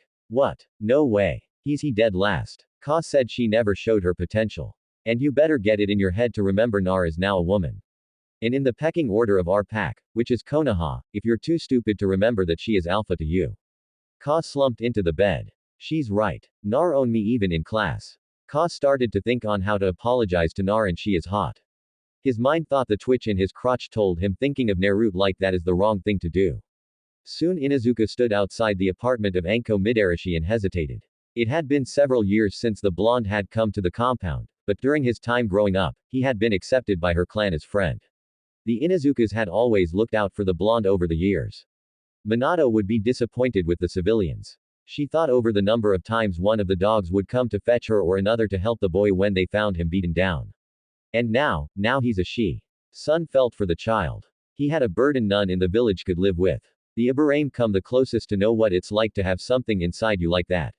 She remembered the first time when she had come across the blonde. He was 3 and it was a cold winter. Flashback. Soon growled at the idiocy of the council. She was walking back from a meeting that had lasted more than 4 hours and it was now nearly 10 at night. The snow was falling, obscuring vision to a couple of feet. Kuromaru padded along beside her as her longtime companion. The two rarely were apart. Someone's ahead. Probably someone else on the way home. She said, no, there's blood and pain. It's the fox. Soon growled. What's he doing out in this? Isn't he supposed to be in the orphanage like the other children? The dog and master walked into the swirling snow as the wind picked up. Kuromaru forged ahead in the deepening snow. Soon, trusting his nose followed, and they entered an alley. What she saw stopped her cold. Laying in the deepening snow in a freezing pool of blood was a body getting covered by snow. A small childlike body. Damn it, she hissed and dropped to her knees and rolled him over. She winced, seeing the stab wounds. He's still alive, she said, feeling the pulse. He won't be if he's out here much longer. Kuromaru growled, nodding. She scooped him up and looked at her companion. Lead the way. Hurry. She couldn't believe the idiot civilians. She looked at the pale child in her arms and prayed they got back to the compound in time. End flashback. And he panicked when he woke up a day later alive and warm. She cursed the civilian council and Kaharu and Homura blocking all attempts at someone willing to adopt him. Well, the underscore stops now. And I am doing what my sister wanted to do before she left and get him a partner. Soon missed her sister Ren, the only Inuzuka in a generation not able to bond with an Inuzuka ninja dog. And my idiot husband banishes her from the family when she kicked his without a dog. Shaking her head, the door opened and she was face to face with Enko. What? The special Junin demanded. I'm here to see Narum said. Enko narrowed her eyes. I'm not real impressed with your family right now. Neither am I. Ka will be making a public apology and he will mean it. Sun told her. Enko blocked the doorway. I'm not. A voice from in the apartment called out. Let her in. Enko Ne-chan, she's a friend. Enko looked over her shoulder and soon could see her weighing the words and nodded, stepping aside. Soon entered and waited, her hands at her side in an unthreatening manner. Hey, Sunam got her first good look at the new Nar. Hey, pup, she said softly. Nar seemed to break and lunged forward. Soon accepted her and hugged the blonde. Shushes, I'm here. She stroked the blonde's longer hair. Enko watched as the blonde she felt was her sibling being soothed by a woman that clearly was a mother figure. It was an hour of some comforting the blonde before they actually talked. Nar told her about how it happened, the response from Kakashi and what had happened during the preliminaries. Ka is not getting off lightly. Pup soon said the whole kennel is pissed at him, especially how he's treated you since the academy began. She stroked the blonde's hair. So, the Hokage and Jera confirmed that the fox is gone. She asked. Naruto nodded. Oji-san had the pervert run a series of tests. Enko spoke up. They figure the fox tried a last-ditch effort and in the end merged with Nar with whatever the seal that the slimy bastard used that messed with the seal the fourth created. Soon nodded. Kurana-sensei and Enko Ne-chan have explained things. Soon saw the look in the blonde's eyes and chuckled. And here Hana was looking forward to giving you the talk. Enko laughed and Naruto shuddered. So what brings you here before Adam on a Sunday? Enko asked. I came to get Naruto a companion. Some said blonde looked up at her blue eyes wide. Really? Yes. And with the fox gone, I think we'll be surprised. She kissed the blonde's forehead. After you were born, Ren, my sister had a mark placed on your foot. Naruto smiled as he remembered. Some explained to Enko. Flashback. Why are you being so nice to me? A 5-year-old Naruto asked soon as she sat him down and was teaching him to read and write. Because my sister marked you as a friend. Nani. Some gestured to his left foot. That mark on your heel. She watched as the blonde bent and contorted his body to get a proper look at the mark on his heel. She laughed as he rolled over. My sister knew your family. And no, I can't tell you who they are. It's a double S-class village secret. Those that do know can't tell. Nar pouted. But I can tell you. My sister Ren marked you. It's done from time to time. She was your godmother. Where is she? Why did she abandon me? Didn't she want me? The questions came at rapid pace as they usually did with the hyperactive blonde. Ren died shortly after you were born on a mission to Kiri. If she had lived, you would have lived with her. I am sure. And never doubt, pup. The moment you were born, Ren loved you as if you were her own. On that day, Naruto learned that he had lived with Ren till her death. With that mark, you are clan friend. Then came the heartbreaking of telling him that he could visit, but the civilian council prevented him from being adopted. Every time he came, it broke Sun's heart when it was time for him to go. End flashback. So, can we? Naruto asked. Anko, we've been working hard all week. My chakra control is awesome. Anko looked at the big blue eyes and knew that she could deny the girl nothing. Let me get dressed. Anko mock growled in annoyance. Some smiled. I'll even feed you. Anko snorted. Your food bill will increase. Some smiled. I'm used to feeding the pup here at least once a week. Nar went to get ready, leaving Anko and Some alone. XX. How is she doing really? Some asked after they heard the shower start in Naruto's room. She has moments, Anko said. Seeing the look on Sum's face, she corrected her. Nothing from your brat. It's more the less stress from learning to be a girl when her mind is still locked in the male way. Summed, when I heard what Ka did, it took all my control to keep not only myself from doing something I'd regret, but I nearly unleashed the hounds on Kakashi when Kurana told me how Haki behaved. Anko nodded. The old monks made me promise not to do anything about the past, but now cry havoc and let slip the dogs of war. Soon said with a very feral grin that Anko matched. The message between the two women was clear. No one would harm the blonde further. The two sipped tea. Anko looked at the older woman. So you tried to take him in as well? Yes. The damn civilian council blocked all attempts. Their excuses were lame, but the judge allowed it. She sighed. And by the time he entered the academy, he'd been living alone for so long. Anko nodded. I moved her in here for protection. The Gaki won't admit it, but she's vulnerable emotionally and physically. Soon growled. Anyone tries what Ka did during the exam, and there won't be enough to use a sponge to wipe up. I am serious, Anko. I was ready to kill my own son for what he did. Anko swallowed. I've heard some of the other kunoichi talking when I've been on duty or getting groceries. She said softly. Your son might very well need to go abroad to find a wife when he's older. That's if the kunoichi leave him with his manhood. I think Nar solved that. Soon admitted, the doctors managed to save his testicles, but it's going to be some time before he's able to use them. Soon chuckled. She really stomped him good. Anko nodded. She'd been there watching as the blonde had to be pulled off while kicking Ka's balls in for his threatening of rape. Excusing herself, Anko went to get ready. I've got to see this, she said, and soon smiled. The kennels are eager to see Nar. He's sigh. She made friends with all the dogs in the clan. She really is a gentle soul. It's one thing I hope that didn't break in this. XX Konoha General Hospital. Hinata entered Ka's room. She'd spent the week being verbally lambasted by her father about how weak she was. She looked at her teammate. He'd just been brought back after surgery and wasn't awake. Making her decision, Hinata activated her Byakugan and stepped further into the room, the door closing with a click behind her. They watched as the blonde was swarmed by dogs, wagging their tails and barking in greeting to a longtime friend. Anko was amazed, but more so she was happy to see a genuine smile on the blonde's face for the first time in the weeks since she moved in. Dogs licked and barked, and she could swear that Nar was answering a question as she talked to each dog. The Gaki does understand them. What? Anko asked, turning to Some. Nar, she understands them, Ren's gift to him. Damn it, her Some said. Anko smirked. Don't feel bad. I still do it. Hell, the brat still calls herself. He soon watched as the elder dogs calmed the younger one. She looked around. Where's Kurumaru? She asked. XX Kana General Hospital. Hinata raised her hand. The strike about to descend. I wouldn't do that if I were you. She jumped back from Ka's bed and looked around, not seeing anyone there. Down here, girl. Hinata looked down and under the bed, she noticed for the first time a large dog with an eye patch. She recognized the dog as Ka's mother's dog, Kuromaru. She tried to say. You were going to remove the pup's manhood for what he did to Nar. Kuromaru said, his head still down on his paws, his eye closed. Why, yes, she admitted, lowering her head, her chin resting on her chest. You and every female has the same idea. The pup's mother has first crack, followed by his sister. The dog said truthfully it will be Naruto that decides his fate. Hinata closed her eyes. So it's true. Narutkin is female now. Yes. His scent changed and whatever caused it is permanent. The large dog said she will need her friends around her more than ever.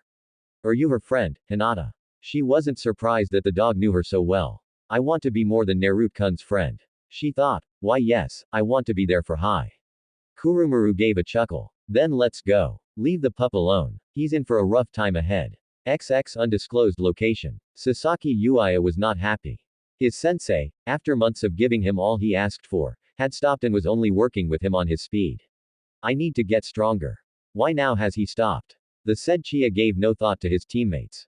They were beneath him now, and he was close to getting power. The mark on his neck throbbed, but his only response was to grunt and went back to the lame exercise that Hideki had left him with while he vanished. TCH probably went to wank off to his again. He thought, I will get stronger and I will kill you, brother. XX in Azuka compound. Laughter SS stop. Laughter. Nar was being slobbered on by several of the dogs. Soon clapped her hands and the dogs began to back off while the older ones did. The younger ones took a nip in the side from the older dogs before complying. Nar took a moment to gather herself and wipe off the drool from the dogs. Sunam walked up and handed her a towel. They missed you, the blonde shrugged and wiped herself off. They've all grown so much since the last time I'd seen them, Nar said, giving some of the more energetic ones a grin. Come on, let's get you to the showroom, Sunam said, steering her towards what looked like a mini arena. Are you sure? I mean, well, Ka and I am the head of this family pup and Ka's on a choke chain for his behavior. As for my deceased husband, he too has nothing further to add to this. Enko followed, not certain what to think of what wasn't being said. XX elsewhere, Sakura Haruno sighed as she walked the streets. She had gone to Enko's apartment to check on Naruto, but found the pair out. I wonder where they went. Sensei said that today we had off. Sakura looked around the village and she'd seen some of the others participants. That soon a girl was stalking Inopig's teammate Shikamaru and I saw Hinata coming from the hospital with an Inuzuka dog. She must have been seeing that bastard Ka. She growled remembering what that boy had done during the exam. I mean, yeah, she's his teammate, but I'd rather drive a kunai somewhere right now than be associated with someone like him. She sighed as she continued to walk.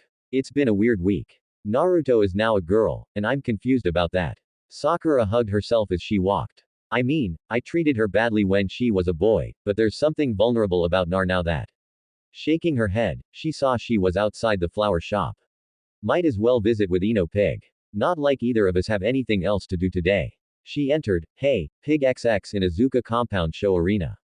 Like what you see? Some asked. For the last half hour, many of the dogs put on displays of what they could do, commands they followed, and basic just showing off. Nar was sitting surrounded by 3 Inuzuka house dogs. Her hands were petting one of the gray dogs. Blue eyes taking it all in. Yes, the blonde said. Enko was just behind her shaking her head. Pick one. A dog is a dog after all. That got her looks from some, Naruto and the gathered dogs. What? Enko Ne-chan, is that like a snake is a snake? Nar finally asked. What are you talking about? Each snake is unique and different, which she calmed and sighed. Sorry, she said, realizing what she had said. Nar looked back at the gathered dogs. Orochimaru, he called. A slender female dog came forward. She was the size of a fox and her golden-colored fur was soft. She's only 3, Sunam warned. She hasn't learned to talk like the older ones. That's okay, Nar said. She's from Kayla's litter, Sunam sighed. Kayla had been very protective of Nar, but she was an older dog. She'd passed away one winter. Nar had been unable to visit due to Sun's husband banning him. My idiot of maid always called Nar the fox. He never listened to the pack. All the dogs loved the boy, but that baka of a husband didn't listen. She sighed as Nar hugged the young dog and smiled. They will be a good match. Kayla's pups share her disposition, and most of them know of Naruto and love him like their alpha. All right, you lot, she's chosen. Soon called out. She watched as the dog and Naruto were forming the bond even now as they stared into one another's eyes. Orochimaru leaned in and bit Naruto on the shoulder. Enko moved as if to intervene, but soon blocked her. No, this needs to be done to form the communication bond. In time, they'll share chakra and they will be empathic with one another. Enko watched as Naruto didn't make a sound and the dog pulled back and then licked the wound even as Naruto's healing factor healed it, leaving a pale white scar. That's never happened. Enko thought, recalling the previous attacks that had been healed. Now, let's get you a collar and get her checked out. Hana, of course, will want to prescribe a diet. Orochimaru snorted and Naruto smirked.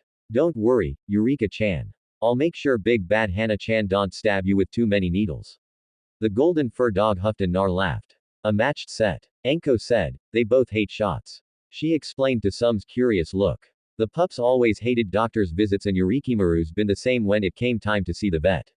Both women laughed as Naruto dragged his companion towards the clinic across the compound. Orochimaru's growls getting snickers from all who saw them. XX Hokage's office. Are you certain? Yes, Lord Hokage. Orochimaru's been reported spying on the Uchiha, and intel shows that he plans to strike during the third exam. The Hokage sighed. I'm getting too old for this, he muttered. Get me, Jiraiya. Ha ha. Enko growled and was answered by a returning growl from the newest addition to her apartment. Brat, if that dog relax, Nachin said, blonde grinned coming out of the shower. Eureka-chan is just keeping you honest. I will not sneak around my own apartment just because your dog is approved. Enko ranted. She just doesn't think you should walk around. Nar said it's my apartment. Nar shrugged with the towel wrapped around her and went back to her room. Why didn't you use the shower in your room? Enko called as she came out in a bathrobe which the dog didn't mind. I gave Yurik a bath last night and I need to clean the drain out later before it can be used again. Nar said coming out dressed in a pair of cargo shorts and a cropped tank top. The blonde had her long hair in a top knot and was carrying her belt and holsters as well as several rolls of tape and wraps. So, we're going to see how my chakra is and how many shadow clones I can make today. Right. Enko nodded, sipping her coffee. After lunch, Jera is supposed to come by and work with you as well. Something the Hokage set up. Naruto frowned as she wrapped her lower legs and slipped on the new combat boots. What's wrong? Enko asked. I know Jera is a Sannin, but can't I work with you and Sakura-chan instead? Enko blinked. Something wrong and no maybe. Nar sighed, wrapping her other leg. I just were not abandoning you, Nar, Enko said, tilting the blonde's face towards her with a light finger touch under the chin. But Jera is a master at seals, and he taught the fourth Hokage. You can learn a lot from him. Nar shrugged and sighed. Tell you what, Pinky and I will be there as well.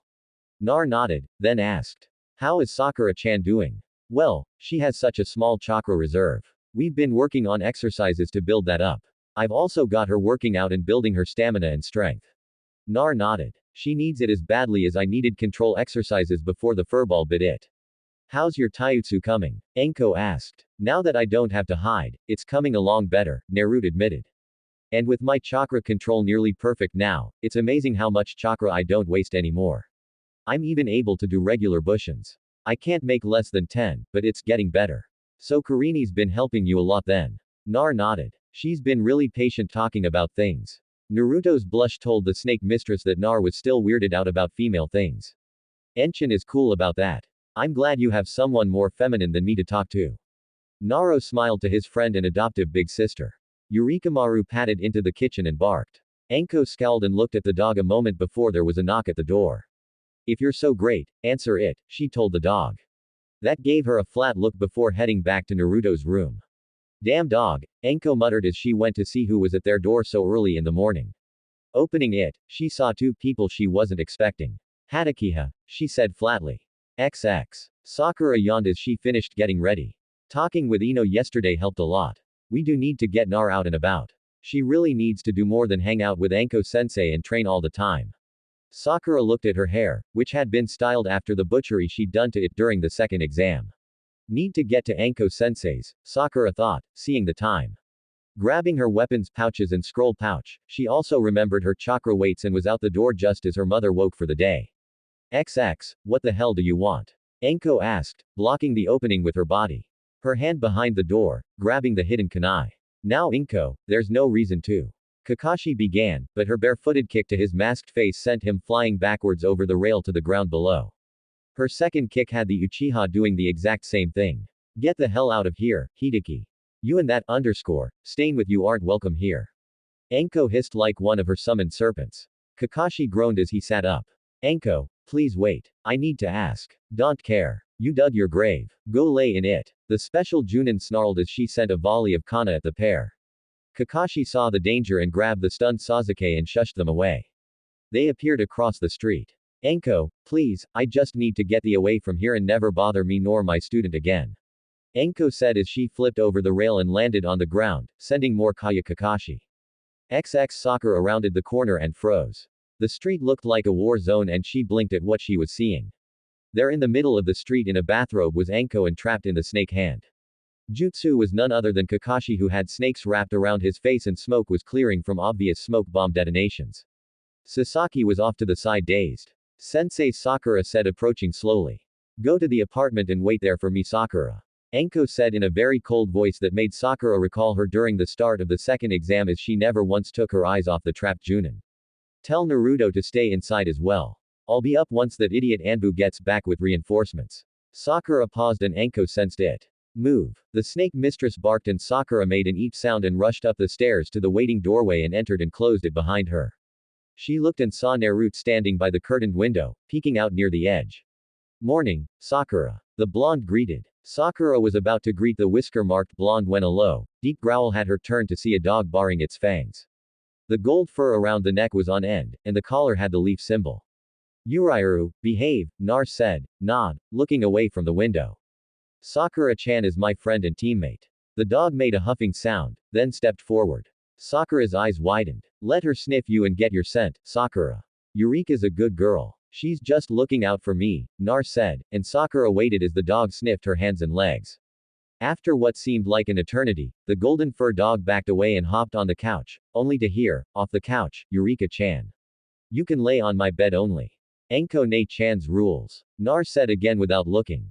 Sakura watched the dog enter Naruto's room before moving herself. Sensei says to stay in here until she comes back.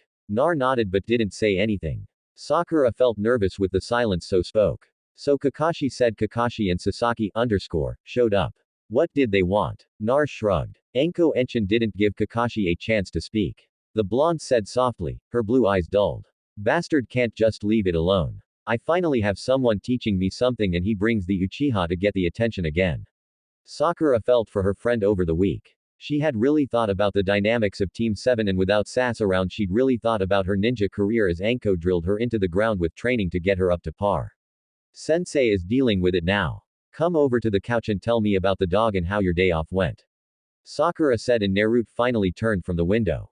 And what's with the top knot? Sakura asked. Naruto looked perplexed and Sakura gestured to the top of her head. Oh, well it keeps it out of the way. Anko Enshin and Karana sensei said, I can't cut it to what I had when you were a boy. Sakura thought and patted her friend's hand. You have to admit that style wouldn't fit you now. Sakura said. Nar nodded. Soon, Ka's mom, who I knew for several years before the academy, came and offered me a companion, she figured with the fox gone. Naruto paused. I was given a mark by an Inuzuka long ago. It means I'm pack friend in the simplest form. Naruto sighed and looked up when Orochimaru put her head in her lap. Naruto smiled as her fingers stroked the dog's fur. Sakura knew there was more than that, but could tell that it hurt Naruto to remember past events. It's like damn it, she doesn't have happy memories, or if she does, they are connected to painful ones. The pink-haired girl looked at the blonde. Changing the subject, Sakura asked, so, you're training. How is that going? Nar smiled. Getting used to my real style now that I'm not hiding and I don't have to worry about the fox. Anko ne-chan wants to see my chakra control and how many cage bunchins I can. They were interrupted by an explosion from the street. Both teens and dog rushed out the door to see Sasaki standing over Anko with a feral grin, her back smoking from the obvious Kaden attack. Kakashi was sitting up, shaking the cobwebs from his head. Bastards. Nar yelled as he leapt from the balcony and shouted, Mass Shadow Clone Jutsu. Kakashi winced as it rained over 1,000 Narutos upon him and Sasaki who was blasted by Naruto with an spinning back kick and sent flying through a vendor cart and into a stand which collapsed top of him. A melon splitting open upon his head. Kakashi himself was buried and pummeled. Even fighting back, he was overwhelmed by sheer numbers. Hey Baka, ex-sensei, here's a farewell present. Naruto's voice said, and Kakashi wondered what it was when he heard. Konoha's secret technique 1000 years of death. Kakashi's eye widened 1 second before he was launched into the air where he was nabbed in an Anbu capture net. Naruto turned to see an Anbu grabbing Sasaki while a medic nin was tending to Anko. Sakura looked on from the door of Anko's apartment with Orochimaru. Naruto looked up and Sakura shook her head. I think you have no trouble making shadow clones. Sakura said and the blondes around the street grinned at her and Sakura felt it was endearing. And you showed up at Anko Midorishus why? Ibiki asked. He was not impressed with Kakashi's antics. I needed to speak with her about my student. Kakashi said, you had orders to stay away from Anko Midorishi, Sakura Haruno, and Naruto Uzumaki direct from the Hokage himself. Ibiki said. Kakashi remained quiet as he knew he messed up. Ibiki looked at Kakashi and for what did you deem it necessary to speak with Anko about your student? Kakashi looked at the chief interrogator. You're not leaving here until you've answered the questions to the satisfaction of the Hokage. Sigh. I needed to see Anko about Team 7. I thought that XXX training ground. Anko winced as the burns across her back pulled as she stretched as she fought the urge to itch. All right, you too. We've had some excitement this morning already. We're using today to work with Naruto's chakra. And Hana Inuzuka will be joining us to work on teaching Naruto and the walking carpet several Inuzuka-style moves and jutsus. Sakura looked at the dog that stood next to Naruto and Akamaru will be bigger than her. She thought looking at the dog that kept her from following Nar down to the street until the ambu said it was clear. After lunch, we'll be meeting with Jiraiya. The Hokage wants him to work with Naruto on several things. This will be our schedule for the remainder of the month up to the third round of the Chunin exam. Where I face Neji, any suggestions on that? Nar asked. Enko smirked. Kiddo. By the time you get there, you won't need to worry about the Hyuga prodigy. Eureka barked and butted Naruto's leg. All right, Nar, focus your chakra like we talked about. They watched as Nar focused and soon it became a maelstrom of visible purple chakra. Is that supposed to happen? Sakura asked. Yeah, she's still got a shitload of chakra that would put 3 cages to shame. Enko said after a low whistle. Okay, now create your clones. I'm not done. The whisker-marked blonde said getting a blink from Sakura and Enko. What do you mean? Enko asked as the chakra continued to build. I feel like I've barely tapped any of it. Enko pulled out a scanner and clipped it on, the viewer lighting up over her eye as it took her reading. Holy cams bra and edible panties, she muttered. It's still climbing. Taking the scanner off, she looked at Nar. Is this more or less than you used against Mizuki? Enko asked. More. Nar said and the chakra surged. Well, create your clones now. We'll deal with this next after I see what you've got here. Nar nodded, her top knot bouncing, something Sakura thought suited her better than the pigtails she sported before. Multi-shadow clone jutsu. Sakura and Enko blinked as over 1,000 grinning blondes filled the clearing. Then with another puff, half of them were transformed to match Orochimaru. The original barked and the clones copied her. Okay, I thought Ka and Akamaru doing that during the exam was weird. Sakura said, wait till I show her some of our style. A voice said, and Sakura turned to see Hana walking up with Kurumaru. You're early. We just got started. Enko said, you're late, Hana said. Had to deal with an annoying pervert and an emo_stain. Enko said, hi, Hana-chan. The numerous Naruto greeted the Inuzuka. Eureka barked her greeting and the clones mimicked. Pups got skills already. The one-eyed dog rumbled. Not as difficult as originally thought. Hana patted her mother's dog on the head. Well, Nar did work around us for years. She was bound to pick up something. Kurumaru nodded and circled around one of the clone dogs. Impressive, but your scent is still you. The original Naruto shrugged. Haven't figured out how to mimic that, I'm afraid. The older dog butted Eureka. And you pup need to lay off the soap. Sakura would swear the dog blushed. That would be my fault. Nar admitted dispersing the clones. We were sparing last night and she kind of built up a stink. Hana laughed. So it's true. Your senses have increased. She walked around Nar looking good whiskers. Love the top knot. So don't say it. Nar growled. Even her growl is cute. Hana said to Kurumaru who huffed. Flirt later. Work to do. We have Sakura wasn't sure why her gut clenched at the word flirt, but the idea of Naruto with Hana seemed to bother her. Hana put an arm around Naruto's slender shoulders.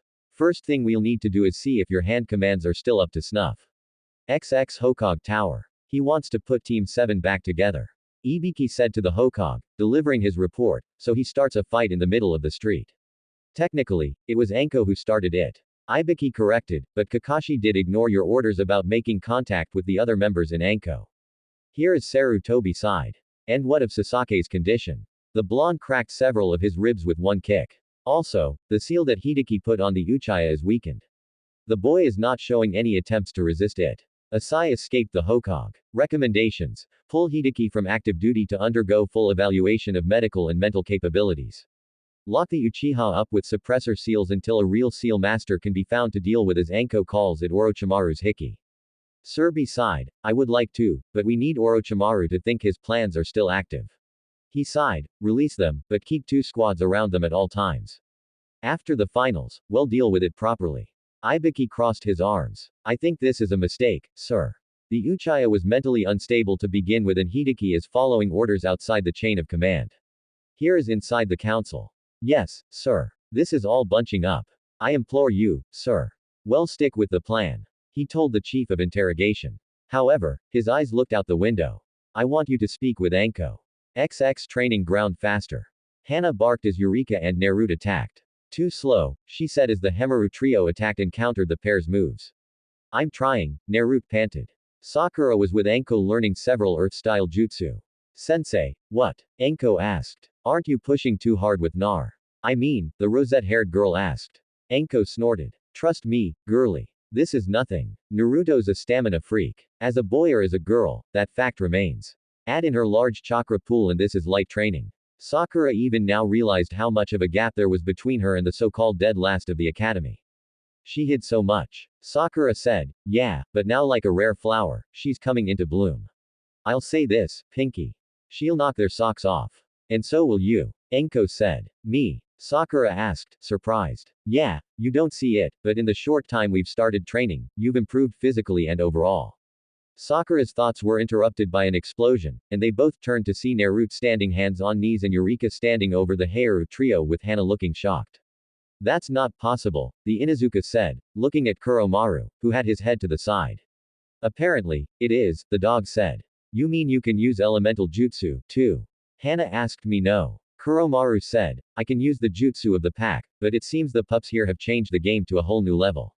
Nar patted Eureka's head. Hey, we're great. Believe it. Enko shook her head. Just when we think we know everything the Gaki can do, she ups and changes all the questions. Akama, I need to talk with my mother. I'll be back later to continue. We need to find a certain Sanning. Enko said. Kuromaru snorted. Try the hot springs. The larger dog said, also work on the pups water walking while there. Enko nodded to the dog. Making it a note of things to do. Come on, BRZ. It's time to educate you on the ways of water walking. Enko said after Hana and the other dogs left, how much more can she improve?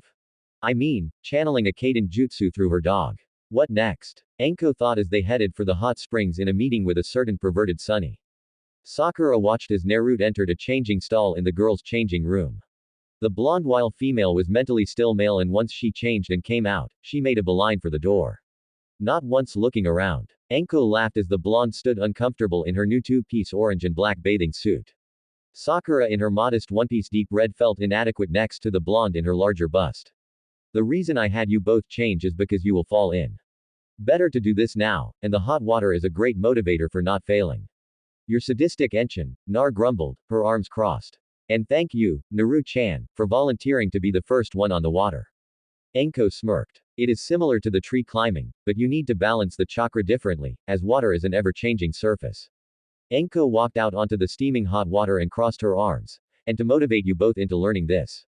Once you reach me, I will give you each a water jutsu. The Jonin said with a grin. Eureka Maru barked. No lip from you. Enko said to the dog, if I could, you'd be out here with them. But this is a public building, so guard the towels. Eureka made a chuckling huff, and Sakura formed her chakra-like. Enko showed them and took a step out after Nar. She had both feet atop the water when there was a flux in her chakra, and she sank like a stone. Naruto hadn't fared much better. Both came up sputtering at how hot the water was. Enko let out a long-suffering sigh. Well, I figured you wouldn't get it on the first try. She waited as they got back out and tried again. Both girls fell in with yelps and Enko sighed again. This is going to be a long afternoon. Where the hell is Jiraiya? XX. The day wore on and Sakura and Naruto both got better and made it to Enko. She smiled and saw that Sakura was wiped and helped the rosette-haired girl back to dry land. She turned and shook her head as Naruto was not only walking, but the blonde was jumping and dancing about, proud of her accomplishment. Come on, you stamina freak. Well, rest up and then I'll show you that water jutsu I promised. Yes. The blonde leapt in the air, pumping her fist. Enko shook her head as the blonde's chest bounced. It was then that she heard the giggle.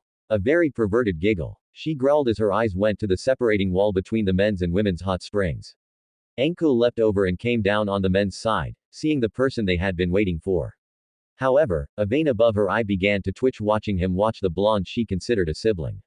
Pervert, she roared and Jiraiya managed to turn just in time to get drilled by one of Enko's personally designed jutsu.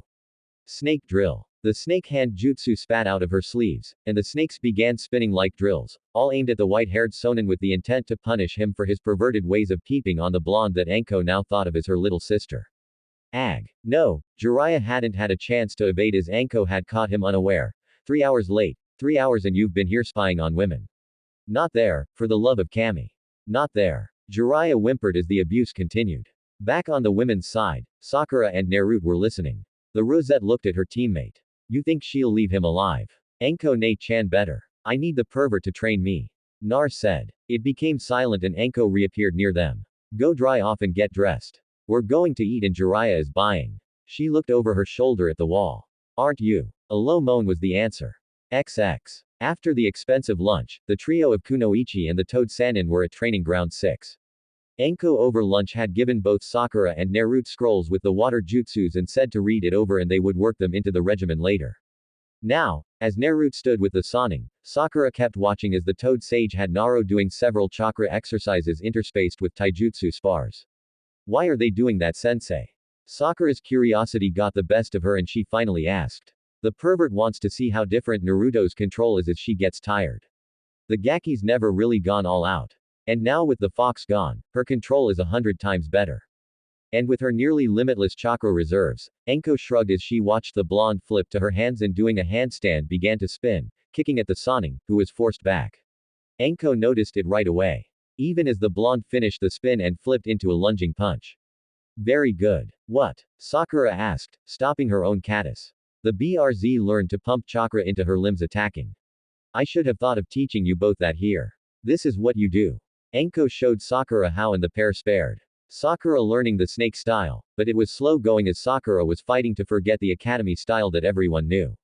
The sun was setting when Jiraiya was with Naruto. Okay, brat. Here's something for you to spend some time learning. Jiraiya said, it's a jutsu to make your hair longer, diamond hard, and very dangerous. Jiraiya showed her the signs and gave her a scroll. I'll meet you here at this training ground in the morning, and we'll start working on it. Jiraiya looked where Sakura was nearly asleep against the tree after her spar with Enko. The pink-haired girl was coming along. She was already different than when he met her with Naruto a week ago. This is the difference, Jiraiya thought. Sensei, I hope you see this because in a week Enko's fixed a lot of the damage Kakashi's done. You finished, pervert? Enko asked. Don't call me that. And for today, yes, I gave her a scroll to study tonight for when we meet here tomorrow. Be on time. Enko warned. Jiraiya nodded and left via a leaf shushin. Nar groaned as she sat down next to Sakura. What a day. Hey Sakura. The pink-haired girl nodded her head exhausted. But Nar said and looked to the darkening sky. It is a good day. Sakura through tired eyes watched the blonde watching the sky while scratching her dog's head behind the ears as it rested on the blonde's lap. What a difference a week makes. Sakura thought. Hey BRZ. They both looked at Enko who had a pigeon on her shoulder. I've got to go to a meeting. I might be late. Nar nodded. They watched Enko leave and Nar sighed. Hey, Nar. Sakura said, yeah, want to come with me to Ino's? The pinkett asked. She's been asking me about you all week. I should get home. Nar said, petting Eureka's head. The dog letting out a soft sound of pleasure. Come on. All you've been doing is working, training, and hanging around Enko-sensei. This is a chance for you to hang out with girls your own age, and I did promise to help you with that. Nar sighed. Fine, she finally said, but only for a little while. I have that scroll PVY Sage gave me to read, and I wanted to look at the one Ankh-chan gave me after the water walking exercise. Later, Sakura said, standing up and wincing, come on. Naruto stood and Eureka made a sound of displeasure at losing the attention but rose as well and soon the three were walking through town toward the Yamanaka flower shop. XX Konoha General Hospital Soon who was visiting her son listened to the report her eldest child was giving her. She channeled a fire jutsu through her dog. Yeah, she looked a bit wiped after but recovered quickly. Hana said, wait, Naruto's got a partner now. Ka asked from his hospital bed. He'd been unaware of the numerous females that had come close to finishing what Nar started and was now awake after his surgery. Yes, pup. Nar is pack friend and sister, Sunam said. She looked at her son. Don't think you're off the hook for that stunt you pulled during the preliminaries. Orochimaru has been through hell in the kennel for attacking a pack friend. Ka looked at his mother. You keep calling the Dobie that. Listen here, pup, and listen well. Nar was marked by your Aunt Ren. Do you remember how often Naruto spent around the compound when she was younger and male? Hana threw in. Some shot her a look and she quieted down. Your father was a fool and I'm seeing you're taking after him in decision-making side. Now on another topic, the doctors say you will be recovering over the next few months. Nar did a lot of damage, pup. Ka let out a growl only to get flicked hard on the nose. None of that. You will be making a public apology to Naruto for your actions. I'm still undecided on if I should give you to her as a vassal. Ha's eyes widened. As it is, the dogs have decided until you learn to control your instincts better. Orochimaru's bond with you is revoked. He will be retrained by the pack and has his own apology to make for his actions. He looked like he wanted to protest. Quiet run. Hana said. You don't know half the underscore Naruto's been through in his and her life. You would have caved in long ago. Hana looked at her mother. I've got some work to do at the clinic. Tomorrow I'm teaching Naruto and Eureka a couple of our offensive jutsu. She's picking them up like a sponge. Why? Why are you teaching her our family style and private jutsus? Ka asked, looking from his mother to his sister. I don't understand. To make amends to family and friends long gone. Soon said her eye went to the window in the Hokage monument. Get better, brat, Hana said before leaving her brother and now quiet mother alone in the hospital room. XX Elsewhere report. Kakashi Haki is currently detained by Morino for interrogation. And Sasaki, he's in a cell as well. Several wounds. Who did it? The reports indicate it was the Kobe container. Get me what you can about the brat. So guys, what do you think about this Naruto story? Tell me your opinion in the comments. And if you want more Naruto what if stories, make sure to subscribe to Universe of Naruto. Thanks for watching.